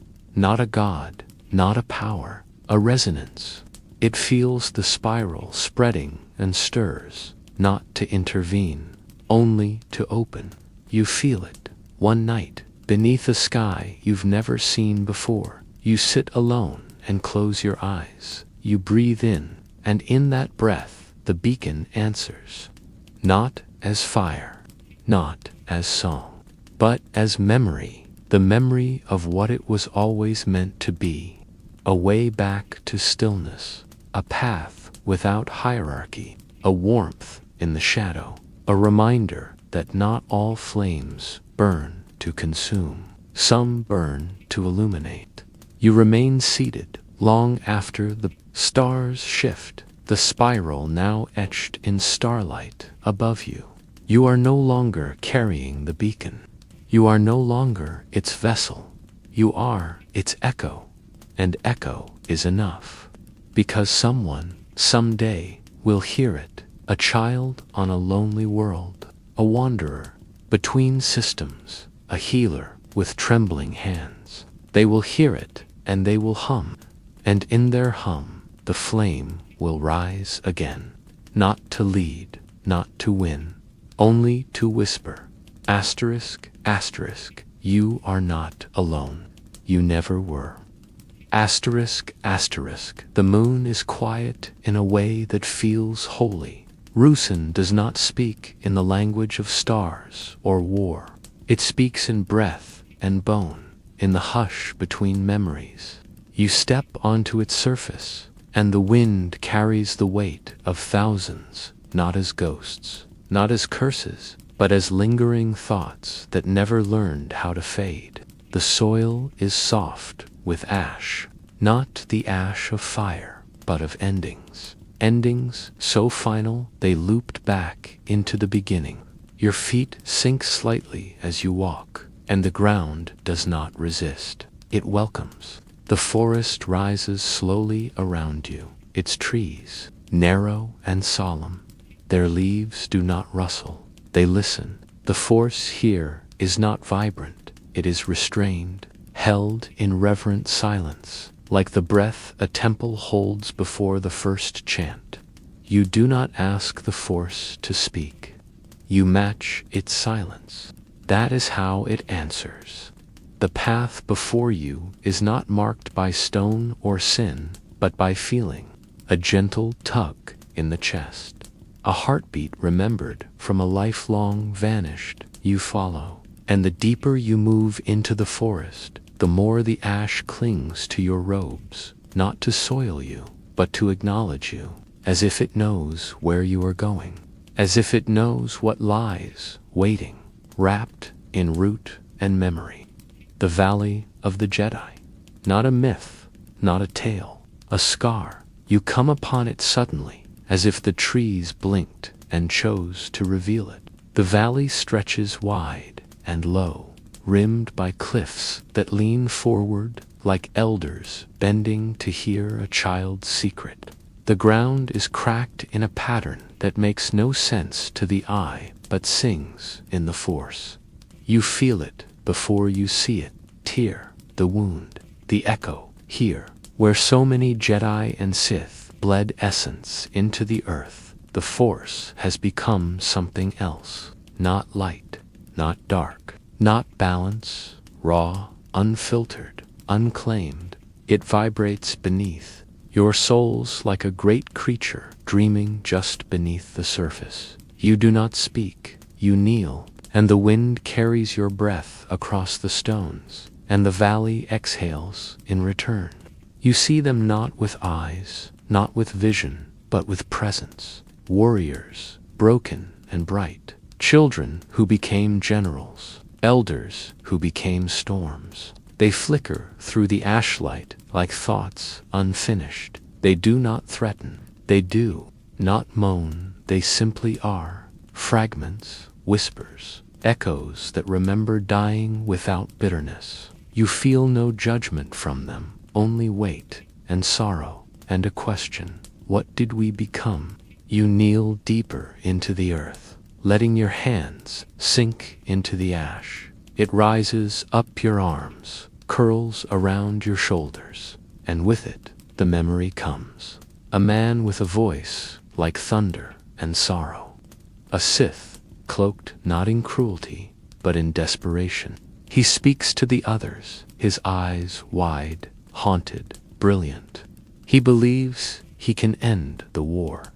He believes in unity through submission, through sacrifice, through the wave of a ritual so vast it will consume even him. He is not wrong, but he is not right either. You feel the moment the ritual strikes. The scream is silent. The light floods sideways through time. The Force explodes, not outward, but inward, folding and collapsing and merging every scream into one long, endless sigh. You are there. You are inside it. You feel the souls being drawn, not into oblivion, but into containment, a prison made of compassion twisted by fear. They were not erased. They were held. And that prison is the valley beneath your feet. You pull your hands free. The ash parts, revealing stone, carved, etched, not with names, but with moments. The first time a saber was ignited in mercy. The last breath of a traitor who chose to shield his enemy. The final tear of a warrior who knew she would not return. You touch the stone, and it speaks in warmth. We are not waiting to be saved. We are waiting to be understood. You rise. The Force thickens, not with danger, with invitation. The valley is not just a grave. It is a chorus. And you, now, have been invited to listen. You step forward. The ash recedes. The silence sharpens. Not because it is angry, because it is ready. A spiral of air forms before you, shaped not by element, but by memory. Inside it, a path. You walk, and each step deepens the hum in your chest. You are not walking into history. You are walking into feeling, and you arrive. At the center of the spiral lies a hollow. Within it a blade, simple, silver, clean, no markings, no story. You reach for it, not to claim it, to remember it, and the moment your fingers brush the hilt, the valley opens. Not the earth, not the sky, but the veil between the now and the then, and from it pours not light, not darkness, but clarity, a reminder that all things once yearned to be whole. You hold the blade, and it hums in harmony with your bones. It does not shine, it glows. It does not pulse with power, it breathes. You close your eyes, and in the hush, you hear the voices of the fallen whisper together. We are not gone, we are not broken. We are the shape of the song you forgot how to sing, and now you begin to remember. The blade in your hand does not weigh heavy, it floats, as if suspended by a memory not your own, as if the act of holding it is not possession, but permission. The valley breathes with you now, not above, not beneath, but through. The force flows like an undercurrent of stilled water, silent but immense, deeper than sound, deeper than light. Each step you take pulses through the ash-laden earth like the footfall of a forgotten hymn returning to its first verse. You are not alone, though no forms walk beside you. The presence of those who fell remains not in form, not in voice, but in the architecture of the silence. They are the stillness between your heartbeats. They are the warmth of breath that does not belong to lungs. You walk, and with every movement, more of the hidden reveals itself, not by command, but by alignment. You pass stones, once cracked, now whole again. You see branches, long broken, twist upward, green sprouting from ash. You feel the energy shift, not from power, but from permission.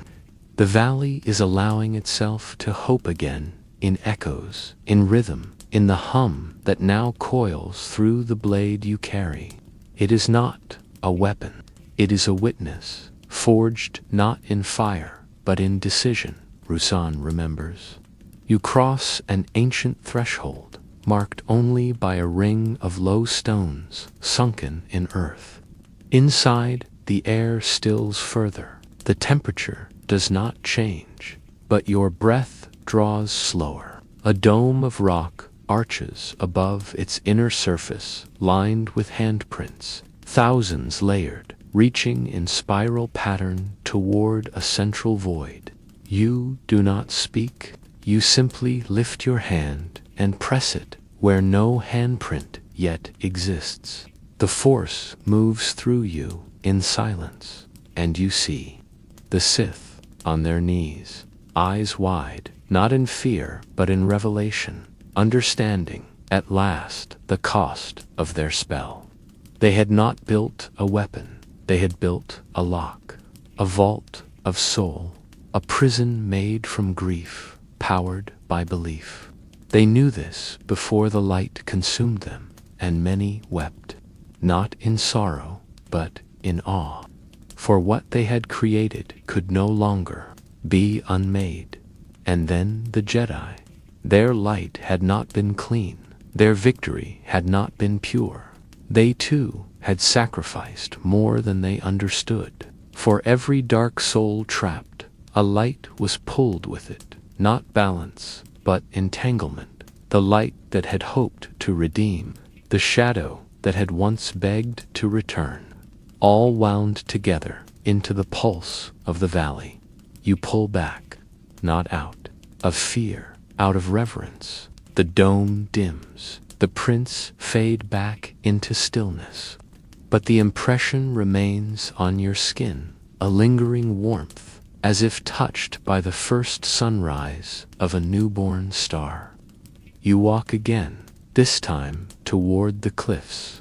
A stair etched by time descends into the roots of the valley, not made by tools, but by repetition, by the steps of pilgrims long gone, warriors who descended not to fight, but to kneel.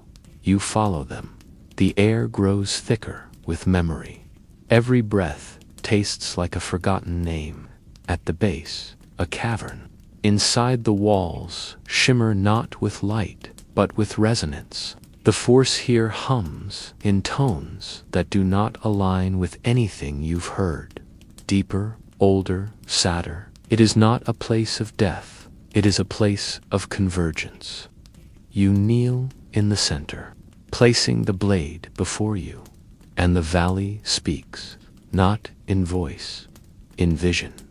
You see a future that was once possible, a galaxy where Jedi and Sith never split, where temples taught not domination or defense, but weaving the dark with the light, the storm with the stillness, the sorrow with the joy.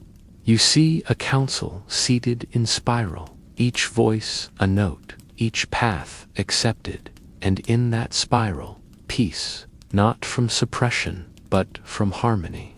Then the vision fractures. You see now the turning point, the moment when fear silenced listening, when pride overpowered wonder, when the force became currency instead of connection. That fracture echoes across every timeline, and from it the valley was born, not as punishment, as memory. You open your eyes. The blade no longer glows. Its light now lives in you. You lift it, and the cavern accepts your presence like the return of a forgotten melody.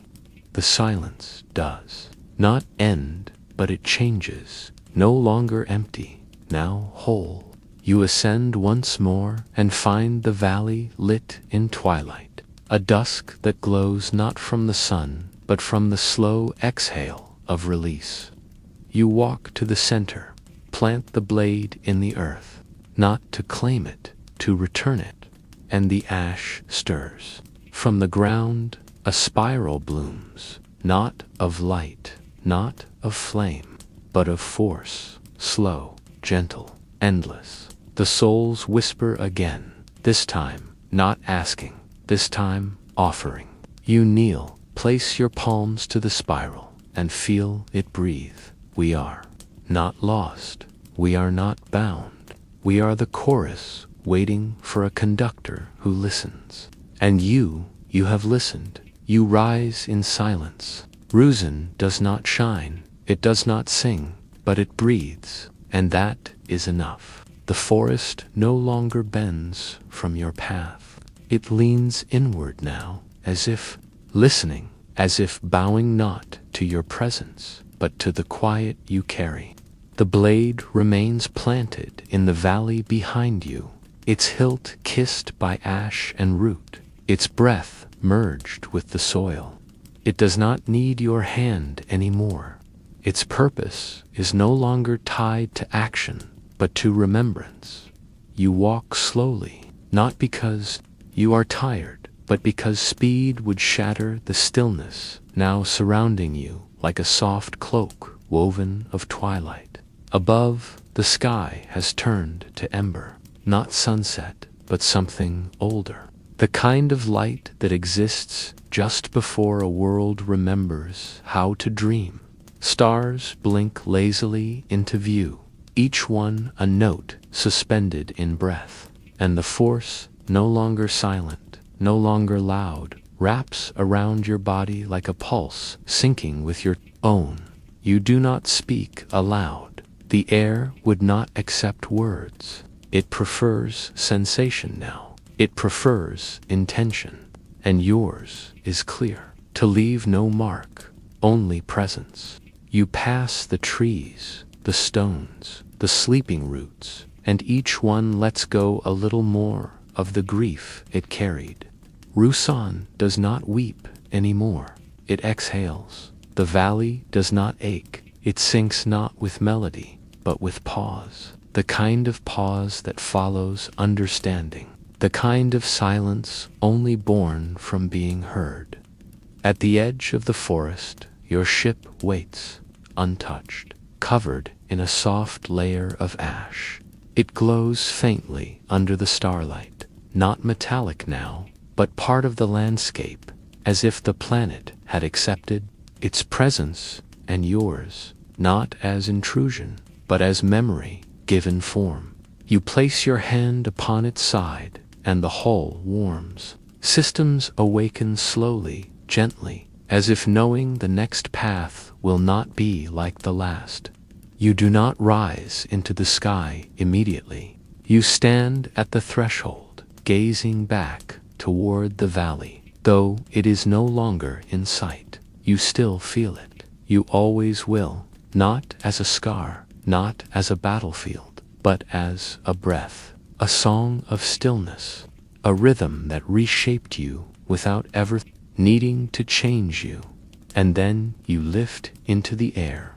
The moon recedes beneath you, vast and silent, a sphere covered in ash and root and story, a moon that held 1,000 souls in sorrow and now releases them in silence. No one watches you leave, no voice calls out, but in the air behind you, the wind curls once, softly, and you know it was goodbye.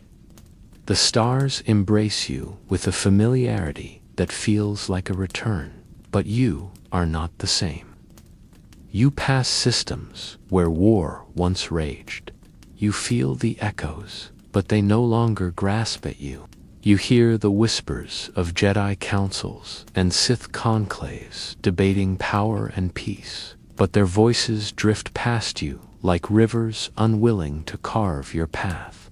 You no longer seek alignment. You no longer resist dissonance. You simply move, spiral, drift in tune with the Force's pulse, which now sounds not like a wave, but a breath. You speak to no one of Rusan, not because you were sworn to secrecy, because there are no words that would translate what happened, not to the mind, only to the marrow.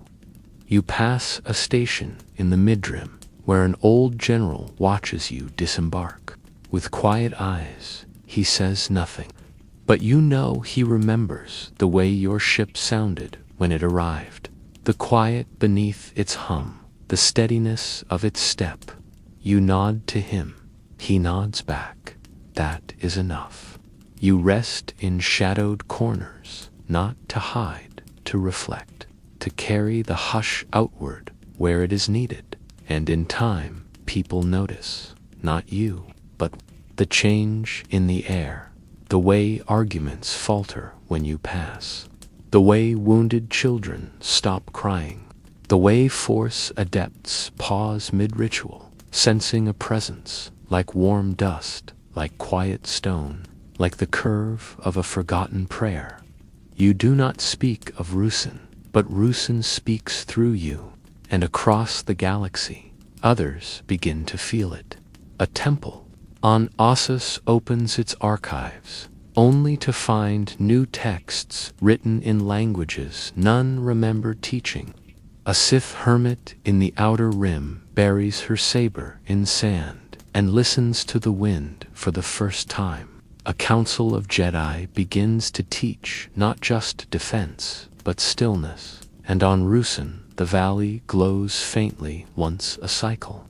The blade remains, the spiral deepens. No shrine is built, no pilgrimages are ordered, but still they come, not to conquer, not to learn, to remember, to sit in ash and listen to a silence so complete it becomes music. And in that music, they breathe, like you, and the Force, patient and ancient, sighs in contentment. Not because it has one, but because, for once, it has been heard. The cold comes first. Before the light fades, before the wind howls, before the shadows stretch long across the horizon, you feel it in your breath. Zeost has always been cold, but this cold is different. It does not press against your skin. It presses into your thoughts, burrowing like ancient memory resurfacing from beneath ice. You land at dusk, the sky already bleeding into silver, and the mountains in the distance look like sleeping giants carved in grief. The soil is black here, not from fire, but from blood that turned to stone. The force is thick, brittle, like glass that remembers being molten. You walk slowly, and the ground mourns beneath your boots. Ruins surround you, not recent, not forgotten, but something in between. Their structures stand half swallowed by frost, their walls etched with glyphs that tremble when you pass. You do not touch them, you do not need to. They speak without permission, spilling fragments of old rituals and broken promises into the air. You hear them whisper to each other in the wind. Asterisk, he is not gone. He never was. You know who? They mean you've come here for that reason, not to find him, to witness what he left behind. The last king of Zeost. You reach the citadel by midnight. It towers not with pride, but with sorrow, as if the stone had grown tired of bearing his weight. The entrance is collapsed, but the force shows you another way, a crack between pillars, a path beneath the snow, veined in obsidian and old breath. You follow it down, and with each step the temperature drops, not your skin, your sense of self, as if Zeost is asking you to shed more than your cloak. You arrive at the chamber. It is not a throne room, it is a heart. The walls are raw, jagged. The center burns with no flame, only light that pulses black. It should not be possible, but you do not question. The force here does not care for logic. It cares only for presence, and presence you have brought. The shadows turn, notice, begin to circle. You do not draw your saber. You do not speak. You let them pass through you. They are not monsters. They are memories, not of violence, but of choice. Every decision the last king made, every betrayal, every moment of hesitation, every plea he silenced, every love he refused has become a shadow here. Each one burns across the chamber walls like smoke trying to find shape. You see his crown, shattered, his robes stiff with frost, his voice echoing faintly. Asterisk, power is not forged, it is remembered. You step closer to the altar. Upon it lies a mask. It is different than the others. Not Sith, not ceremonial, personal, hand-forged, irregular. The kind of thing someone makes when they no longer wish to be seen but cannot bear to disappear. You kneel before it, not in reverence, in empathy. You reach forward, and the shadows surge, not in anger. In release, they pass through your chest like a storm. You fall, not backward, inward, into him, into his memory, into his final days. You see the moment he looked at the stars and no longer saw futures. You feel the moment he turned his saber inward and realized there was no enemy left to kill. You breathe the silence of a throne room filled only with ghosts who refused to leave because they feared what waited outside. He did not die in fire. He died in forgetting, and Zeost remembered for him. You awake with tears frozen on your cheeks. The mask remains on the altar. You do not take it. You simply place your hand beside it. And in that contact, the force whispers not to you, but through you. Asterisk, all kings are temporary, but their shadows are not. Will you carry light into ours? You do not answer. You let the silence speak.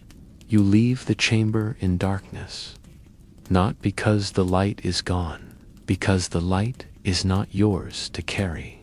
The The wind meets you at the exit. It no longer howls, it breathes. You ascend slowly. Ziost does not let you go. Ziost watches you walk and chooses not to follow. That is its blessing, its forgiveness.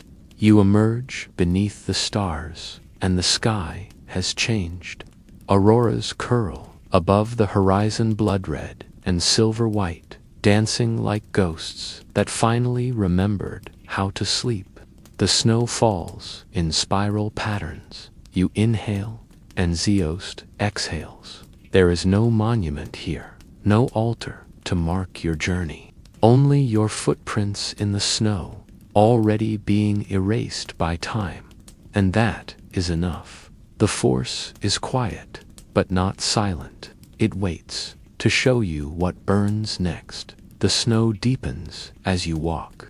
It clings not to your body, but to your thoughts, weighing each memory until they move slower in your mind, quieter, softer, like feathers drifting downward through frozen breath. Ziost does not press itself upon you anymore.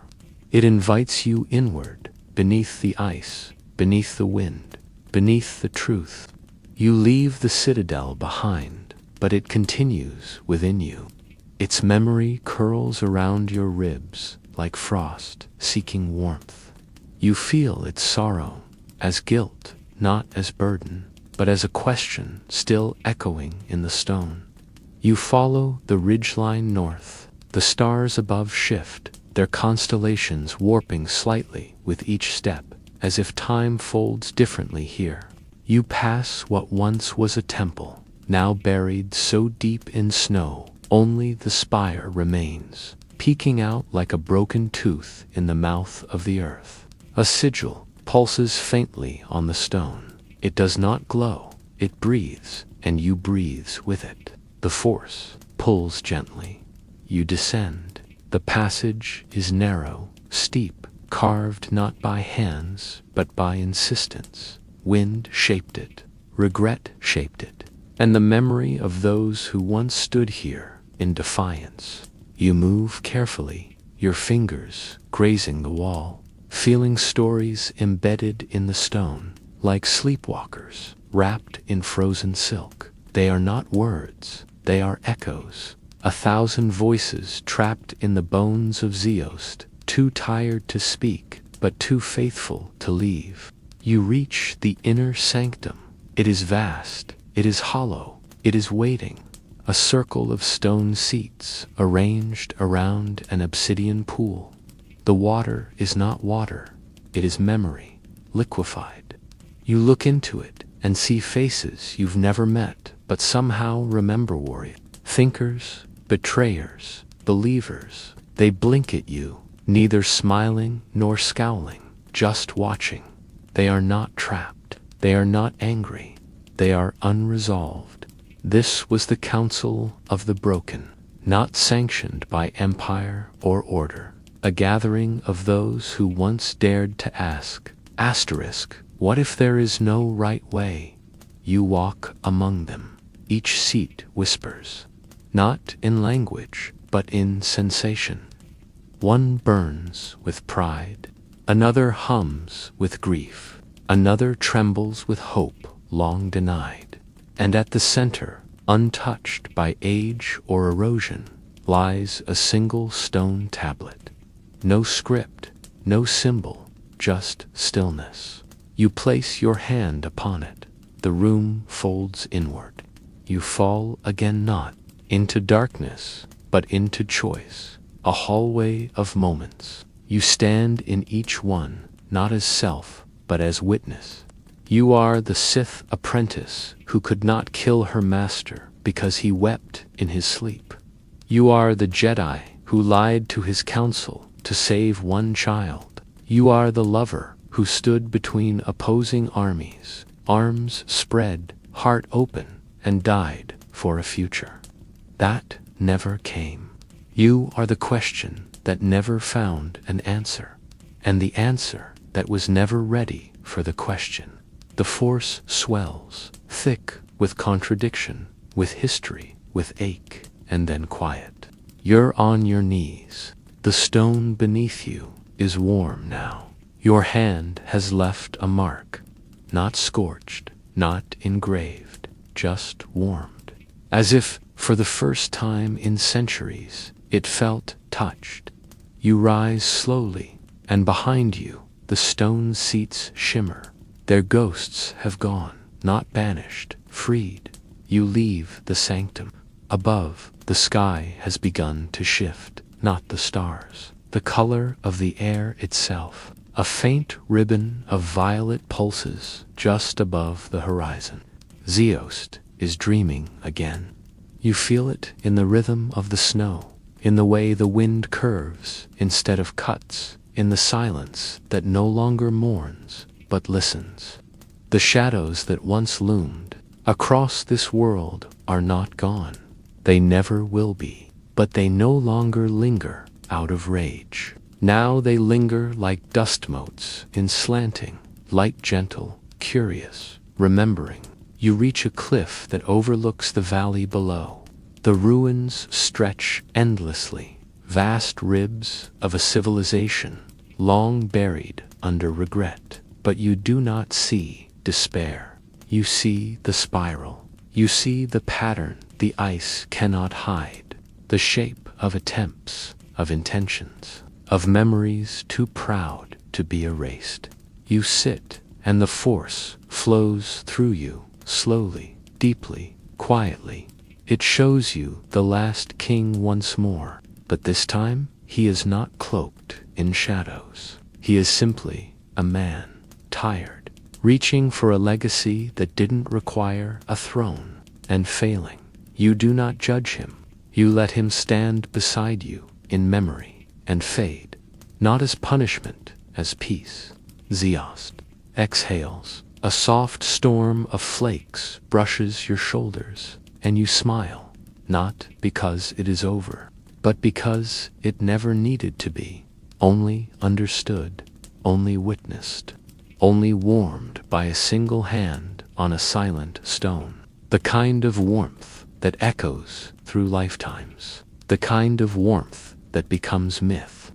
You return to the ship, but the cold no longer bites. It follows, yes, brushing your skin like a shadow of thought, like a memory still lingering at the edge of goodbye, but it no longer seeps into you. It no longer clings like punishment. Ziost has released you, not fully, not forever, but enough. Enough for you to walk without dragging its sorrow behind you like a tattered cloak. The snow crunches, softer beneath your boots. The air hums with a subtle vibration, as if the land now speaks in breath instead of burden. And as you step through the frozen twilight, you feel a presence, not at your side, but within the rhythm of the ground. You pause at the edge of a ravine. It is vast, splitting the land like a scar carved by time's oldest blade. You peer into it, not seeking the bottom, but listening to what it might still echo. And what you hear is not pain, not regret, only a question. Asterisk, what do we become when power no longer defines us? You do not answer. There is no need. Your silence folds into the wind and becomes part of the valley's voice. The force hums around you, slow and circular, like a melody without a center. And you begin to realize something you had never quite named before. The Sith did not fall. On Ziost, they were preserved here, frozen, not in ideology, but in memory. Not as monsters, as mortals, as those who loved wrongly, who bled boldly, who believed too deeply in becoming gods, and shattered under their own longing. You leave the ravine behind and find your ship half covered in frost. You brush it off gently, like waking an old friend. The hull shivers in the wind, but powers on. The cockpit lights flicker, then settle into a warm, low glow. You lift into the sky slowly, not from caution, but reverence. Ziost recedes below, a world wrapped in silence, its jagged spine lined with ice and old stories. You know now that it does not want to be saved. It does not want to be changed. It only wants to be remembered rightly. As you ascend, you pass through the cloud sand, but they look different. They shimmer with a depth that wasn't there before. Or perhaps you see them differently now. You see the spaces between the stars, the stillness that stretches like thread between every point of light. And in that stillness, truth, not a doctrine, not a law, a rhythm. You let your hand hover over the controls, and for a moment you do not plot a course. You simply float, letting the ship drift, letting the stars drift, letting time unspool like a ribbon made of silence. You close your eyes, and Ziost rises in your chest one last time. Not the cold, not the ruins, not the king, the warmth you left behind on that silent stone, the warmth that changed everything. You open your eyes, and the path ahead is no longer dark, it is undefined, and that is enough. You travel for days without speaking, not out loud, not even in thought. You let your breath be your voice. You let your stillness be your answer. And in the corners of the galaxy where you pass unnoticed, something begins to bloom. A child hums to herself and draws spirals in frost. A scholar finds a broken Sith tablet and weeps without knowing why. A Jedi dreams of a cold world and wakes with tears and no fear. You do not know their names, but they will know yours not as title or hero, but as presence, as silence, as witness. You are no longer the one who seeks, you are the one who was seen. And from that seeing, you have become the mirror that asks nothing, only reflects. You return to places where the Force once roared. You walk through temples now abandoned, and the stones lean toward you. You pass Sith archives once sealed, and the doors open without sound. You touch old sabers, old robes, old relics, and none of them cling to you anymore, because they know you are not here to claim. You are here to carry the weight of memory, the softness of sorrow, the flame that was never meant to destroy, only to warm. And far away, on Ziost, the auroras still curl above the ruined sky, and the last of the shadows spiral into the night, not banished, not erased, but named not in shame, named in peace. And peace, once named, becomes its own kind of light, the kind you do not see, the kind you feel, the kind you leave behind when all else is forgotten, the kind that waits patiently in snow. You awaken, but there is no beginning. There is only drifts, soft, seamless, without memory or motion. Your body feels light, but not unmoored. Your thoughts arrive slowly, as if carried in from a distance by wind that does not blow. Stars do not burn here. They hover in silence, curled into themselves, dimmed by something older than night. The space around you stretches infinitely, not as a void, but as a hush. And in this hush, you feel the presence of things that died before the first galaxy was born. You are not dreaming, you are remembered. Your breath is the first thing that returns.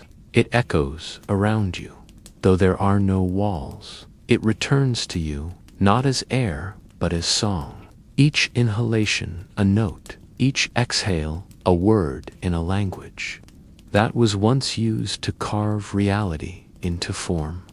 You open your eyes and see not darkness, but slowness. Time here is thick. It moves like sap. The stars are not dead. They are resting. They are waiting for something they have not named. You are among them now, as observer, but as dreamer. This is the graveyard beyond time, a place where forgotten galaxies lie folded within themselves, their orbits reduced to memory, their light long passed into legend. You drift among their bones, not debris, but echoes of harmony too vast for survival. Some burned too brightly, others shattered under their own weight, but all ended. And in that ending, they sang. The force here is not vibrant. It is sacred. It does not rush. It remembers. You float toward one such husk, a spiral galaxy, cradled in the arms of a dying rift. Its stars flicker like thoughts, unsure of themselves. Planets drift like petals in still water. You land without falling, your feet brushing against the curve of a long-dead world. The ground is smooth. No cities remain, no ruins, just stillness. You kneel, pressing your palm to the soil, and the force opens not as a wave, but as a breath you had forgotten how to release. And in that breath, memory stirs, not yours, the galaxy's. You see a civilization that sang its language into crystal, building towers from resonance.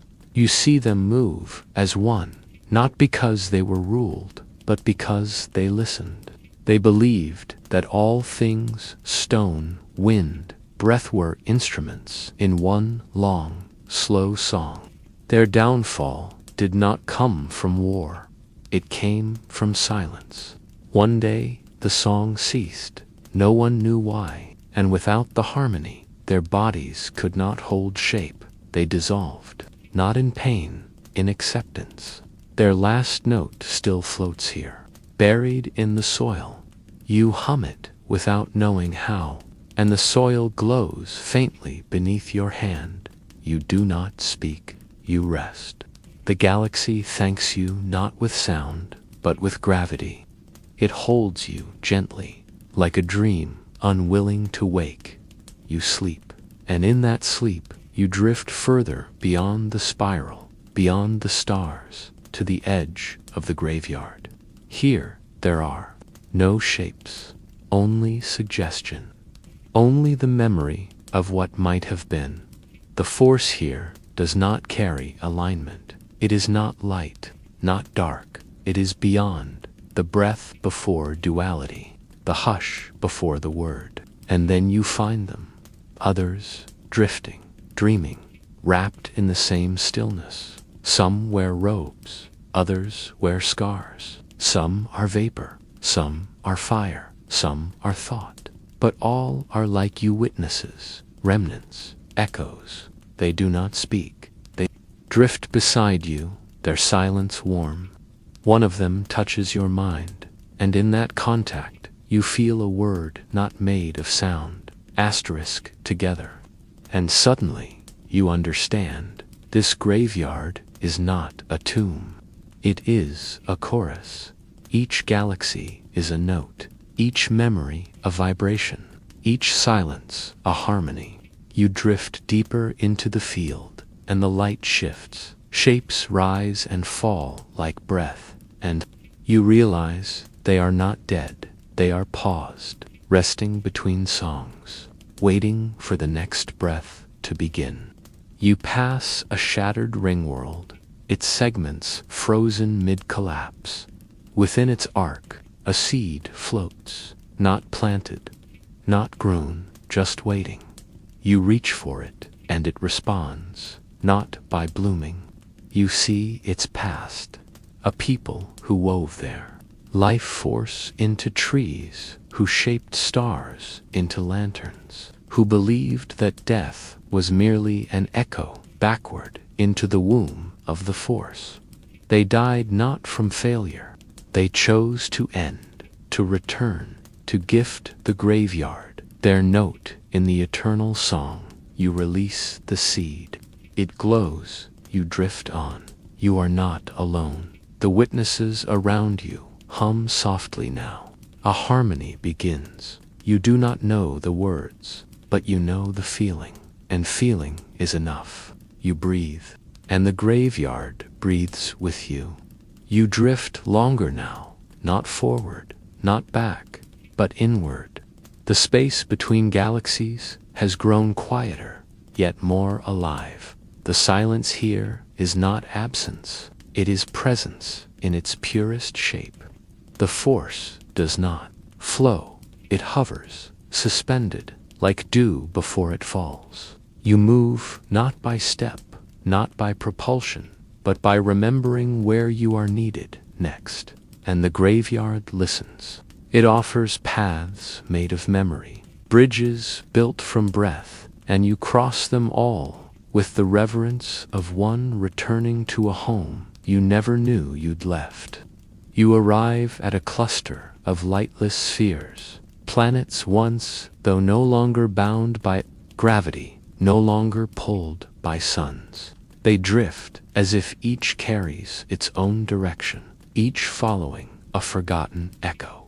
You land on one without knowing why. It does not welcome you. It does not resist. It simply holds you gently. Its surface is glassed, not by fire, but by morning. The moment your foot touches it, the force opens not wide, not loud. It opens like a wound, accepting wind. You kneel again, and beneath the glass, you see them, eyes, not alive, not watching, just remembering. They belonged to beings who stored their last thoughts in crystals, hoping anyone would one day come and feel what they felt. You reach down. The glass does not crack. It sings. A low tone rises up your arm, through your ribs, into your mind. It does not speak words. It offers feeling. A long stretch of loneliness. A grief that never became bitterness. A question never answered. Asterisk. Was it enough? You do not respond. You simply stay, and the note softens. The eyes close, and from beneath the surface, vines begin to curl upward. Not plant, not life, but force made form. They wrap around your hand, not to bind, but to hold. A gesture of farewell, or perhaps of thanks. You rise, and the vines retract. The note lingers. You walk again, or perhaps float, or perhaps simply move, because something inside you pulses with direction.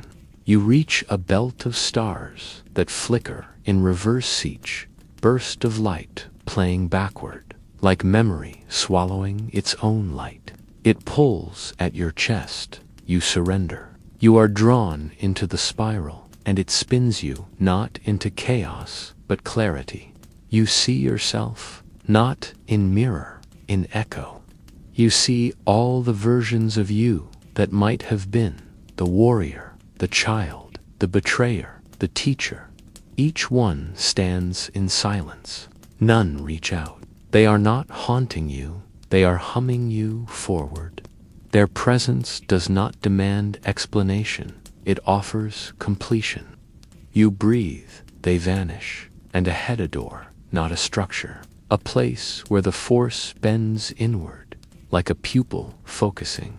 You pass through it, and on the other side you find the choir. They are not beings, not forms. They are tones. They are galaxies that never formed. They are the cries of stars that died before ignition. They are the questions asked by the first mind that ever wondered why. And they sing. Not to you, through you. You fall to your knees, not from weakness, from resonance. Every atom in you aligns. Every wound you've carried, every sorrow you once thought was your own, all dissolve into the larger hum. You are not disappearing, you are integrating, becoming part of something older than light, deeper, than origin. The choir wraps around your soul and shows you the shape of what was, what might have been, and what will never be again. And then it recedes, not in rejection, in gift. You remain, you stand, and your shadow is gone. In its place, a glow, soft, violet, like the last light of a star, bowing into sleep. You move again. The graveyard begins to shimmer, not with energy, with presence. Everywhere you pass now, echoes awaken, not loudly, just enough to be felt. Galaxies long dead, the witnesses you met in your first drift now gather again. You do not speak. You simply stand among them, the tone of your soul vibrating in harmony. And one of them, a shape woven of mist and color, places a single thought in your mind. Asterisk, now we remember. Not just the sorrow, not just the death, but the becoming. The galaxies were never buried. They were folded, saved, not erased, held, waiting for one to hear them. And now that you have, the next song can begin, not a restart, a continuation. A new verse in an infinite hymn. You look out at the space around you, and for the first time, it no longer looks empty. It looks full, not of stars, but of silence that means something, of potential, of return. You close your eyes and hum. You drift toward the center now, where even silence seems to fold upon itself. There is no sun here, no rotation, no familiar markers of direction or place. Only pulse, only gravity that is not gravity. It draws not your body, but your awareness. Not forcefully, but with the certainty of something long promised. You have become part of the pattern, and now the pattern invites you to witness its origin. Still point, the eye, the first breath before breath was breath. You reach it slowly, not by motion, but by surrender. The space around you ceases to move. Or perhaps it moves so gently now, it feels like stillness. The stars thin. The fragments of forgotten galaxies settle behind you. The witnesses pause at the edge. None dare cross. This space is not forbidden. It is sacred. You enter the eye, alone, and inside there is no light, not absence of light, absence of division. This is the place where the force does not split. No light side, no shadow, no echo, no noise, only is. You float in it, and it floats in you. You feel every galaxy. You passed every song, every soul, every child that never breathed, every scream that went unanswered, every forgiveness never spoken aloud. All of it, here, not compressed, not erased, held, and then you feel it, the source, not a being, not a god, a vibration, soft as mist, endless as the dark between stars. It does not ask anything of you. It does not need anything from you. It only offers one truth. Asterisk, you are not separate. You cry without realizing it, not from pain, not from sorrow, from the remembering. You remember being starlight before it knew how to burn. You remember being thought before time knew how to count. You remember choosing to come forward, to be shaped, to fracture, to hurt, to hunger, to forget, all for this moment, so you could return. And now you have. You drift in this oneness until the edges of self melt, not disappear, melt, like ice warming into water, water vaporizing into air, air exhaling into song. You are not undone. You are rewritten. And when the Force has told you all it came to share, not in words, not in images, but in rhythm, it exhales. And so do you. You awaken outside the eye. Your body floats above the graveyard's edge. The witnesses stand in silence. They see you, and they bow not out of reverence, but recognition. You have carried the tone and returned it. You have let the dead galaxies breathe one more time, and they are grateful. You begin your return, not to a point, to a path. As you move, the graveyard ripples behind you. The galaxies hum louder. The shattered rings begin to shimmer. The sleeping stars open one eye, not to wake, to smile. Their songs will not reignite, but they will echo. And those echoes will drift. They will find Force-sensitive children in the corners of distant systems. They will weave themselves into lullabies and dreams and the quiet pause between answers. They will live again, not in flame, in resonance. And you walk among the living now, not as a prophet, as a memory carrier. You pass temples where Jedi kneel and wonder why they hear weeping in their meditations. You pass Sith ruins where the stone weeps light for no reason. You pass lost travelers who sleep under unfamiliar stars and wake with a hum in their throat. You do not speak, you do not teach, you only pass, and your passing becomes presence. Your silence becomes invitation. Your song, unfinished, becomes the next breath of those who will someday follow. The graveyard does not close behind you. It is not a gate, it is a garden that blooms only for those willing to be still long enough to hear it breathe. You were one of them.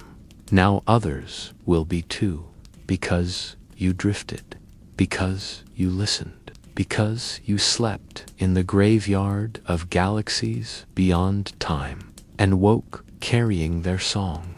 The spiral does not begin with a door, it begins beneath your skin.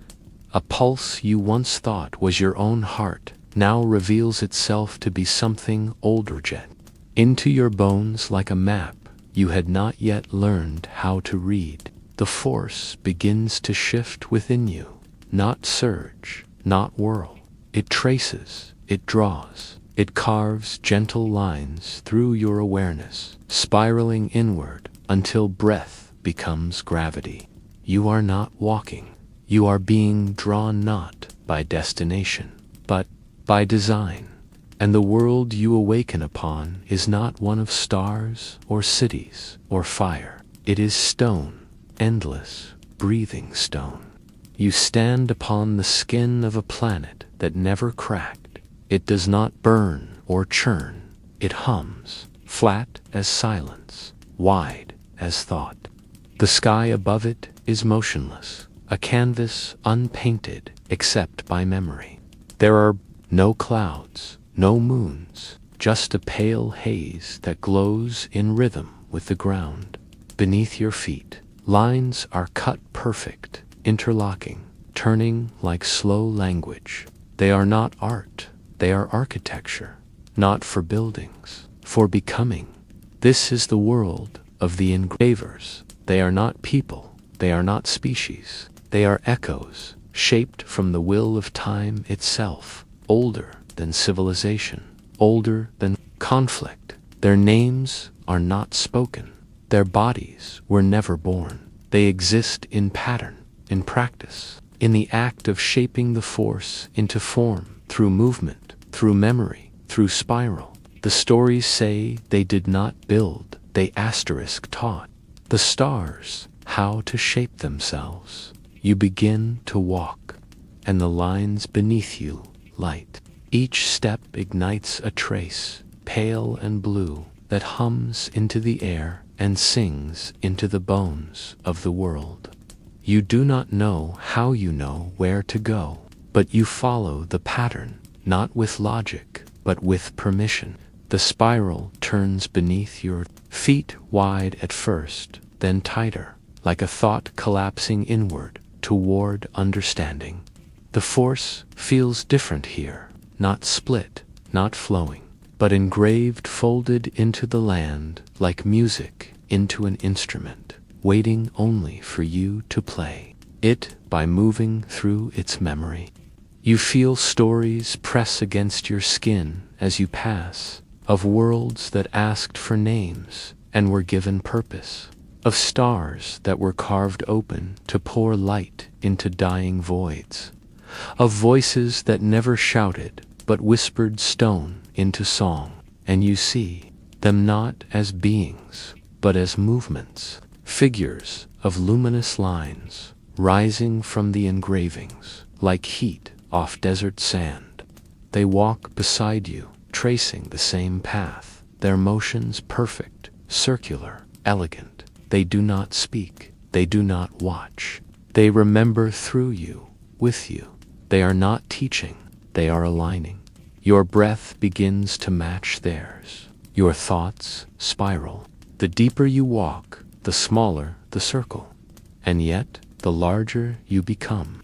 You begin to feel the outer stars hum through your skin. You feel the memory of nebulae folding like cloth. You feel the first wind of a galaxy long forgotten ripple. Your robe, though no air moves, the spiral is pulling your awareness outward as it draws your steps inward. You are approaching something, not an object, a memory encoded in place, the center. And when you reach it, there is no altar, no temple, only a single line cut so finely into the rock it looks like a hair of light. You kneel, you touch it, and the world stops humming.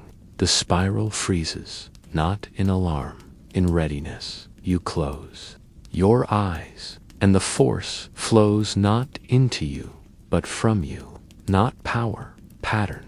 Your spine arches gently as memory moves through it, like wind through reeds.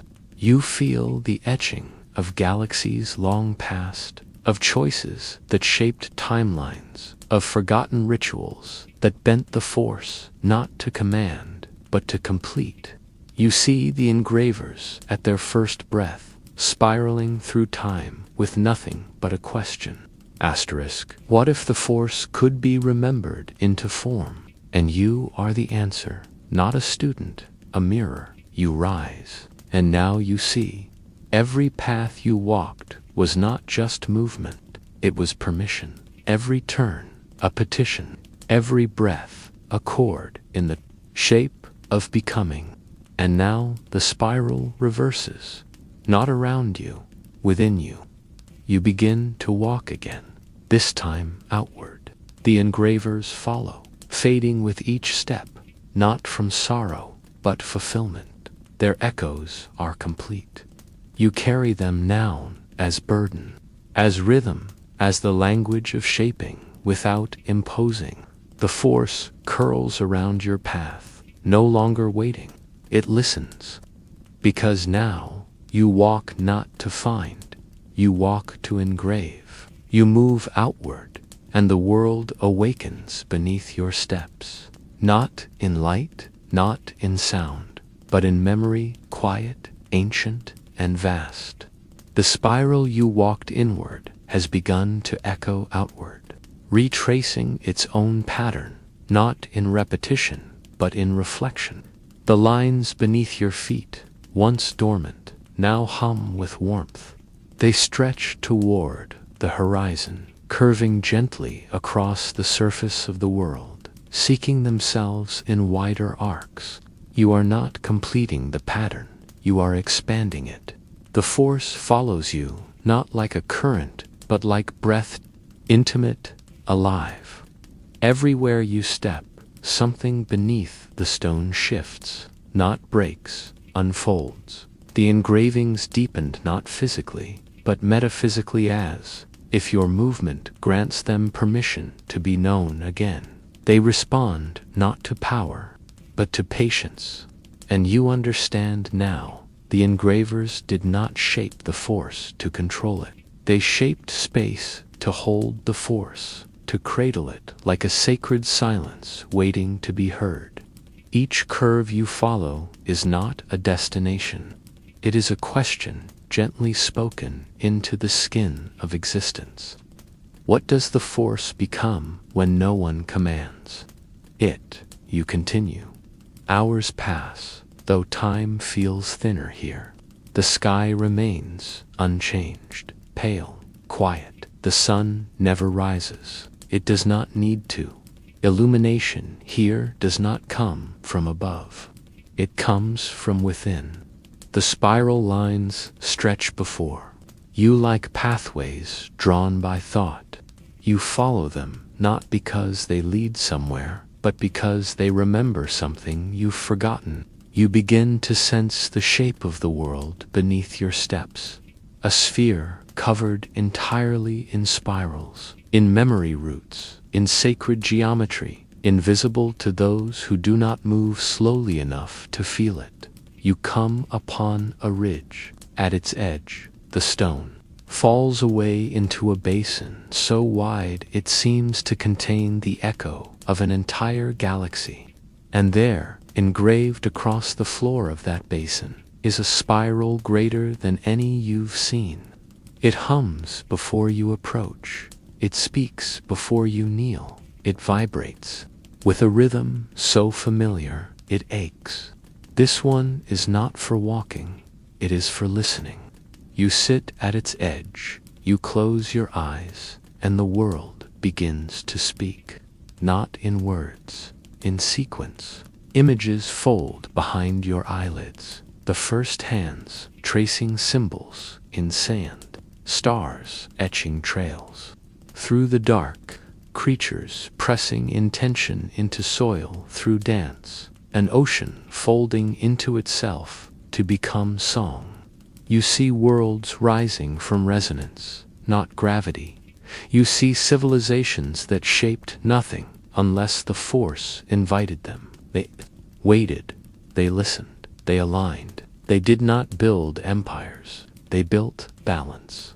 And then you see the forgetting, the great hush, the moment when shape replaced rhythm. When will replaced wonder, when the Force was named not as breath, but as weapon. The engravings faded, not destroyed, only overlooked. You feel their sorrow, not as punishment, but as patience. They did not resist, they waited for you, not because you were special, because you were still enough to feel what never stopped breathing. You open your eyes. The spiral beneath you glows, not brightly, but with certainty.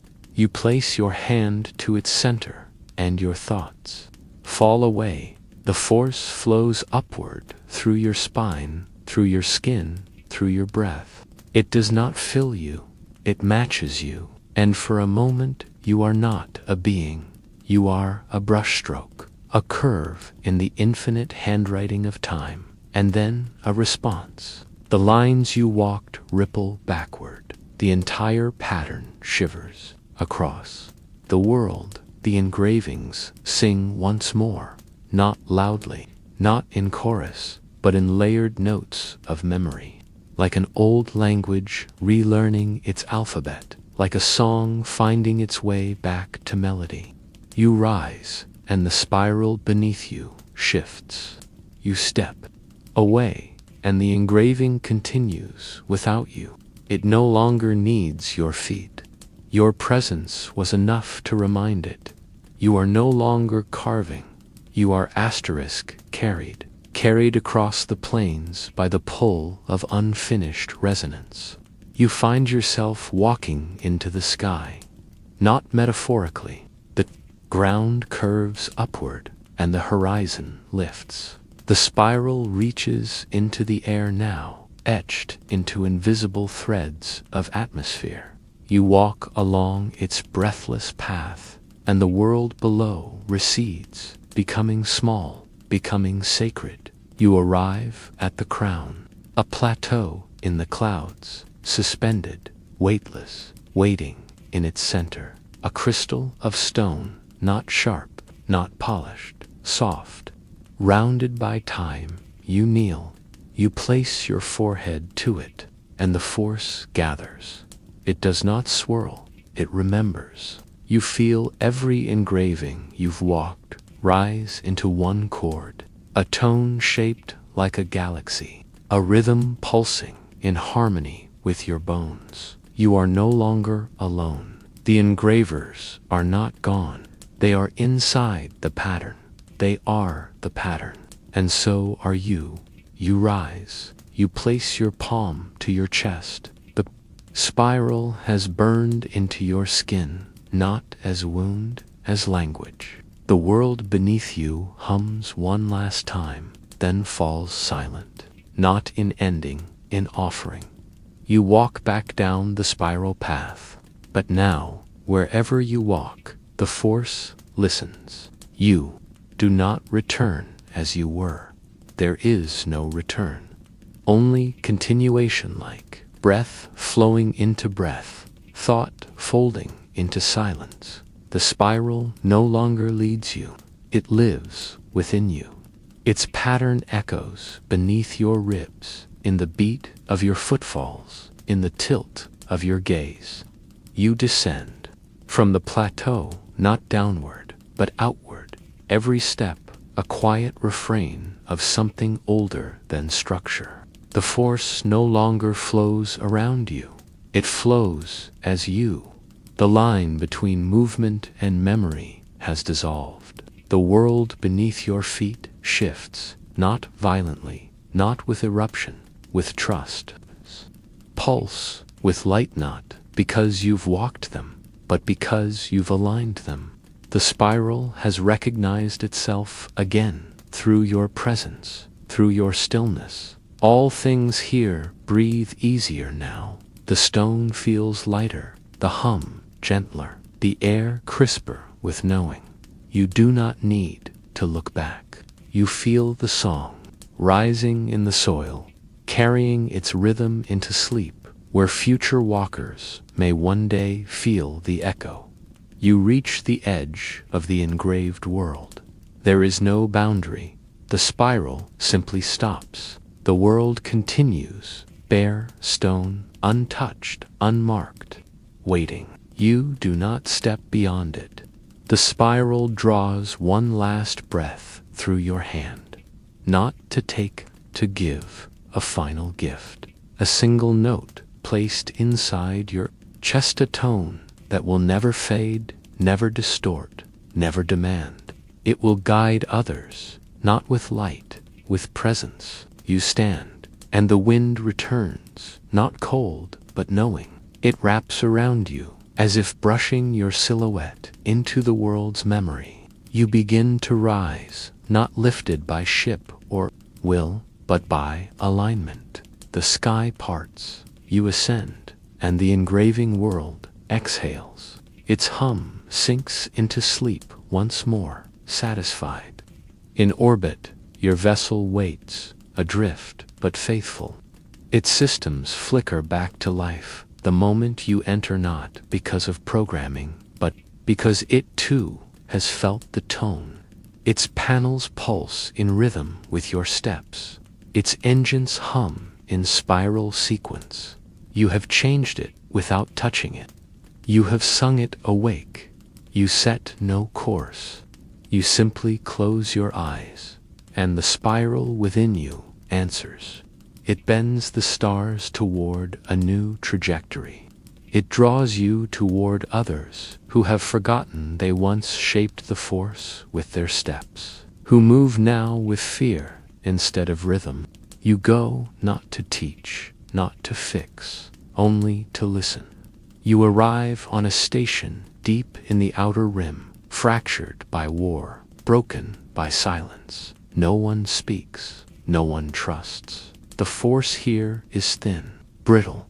You walk its corridors in quiet and slowly. The air begins to hum. People stop to breathe. A healer, old and weary, touches a patient and feels not power but pattern. The spiral is returning, not in fire, in stillness. You travel further, to broken moons, to cities submerged in salt, to halls of Jedi where the Force is spoken of like a law instead of a living breath. You do not challenge, you do not correct. You walk the spiral through them, and they begin to remember that the force is not taken, it is aligned, that truth is not imposed, it is patterned, that peace is not enforced, it is hummed into the ground until even stone begins to breathe. You hear stories of others beginning to walk again. Dancers whose steps match glyphs they never learned. Pilots who navigate by pulse instead of stars. Farmers who draw spirals in the soil and find their crops singing at dusk. You were not the first. You will not be the last. You are the middle of the memory, the spiral walking itself. And when your breath grows thin, when your bones grow slow, when the spiral in your chest beats softly like a closing stanza, you return to the engraving world. You lie upon the stone, the lines brighten, and the world hums one last time, not in farewell, in continuation. The force accepts your pattern, and as you exhale, the spiral begins again. Somewhere, a child walks. Somewhere, the wind hums. Somewhere, a breath is held for just one moment longer, and in that moment, the force is engraved.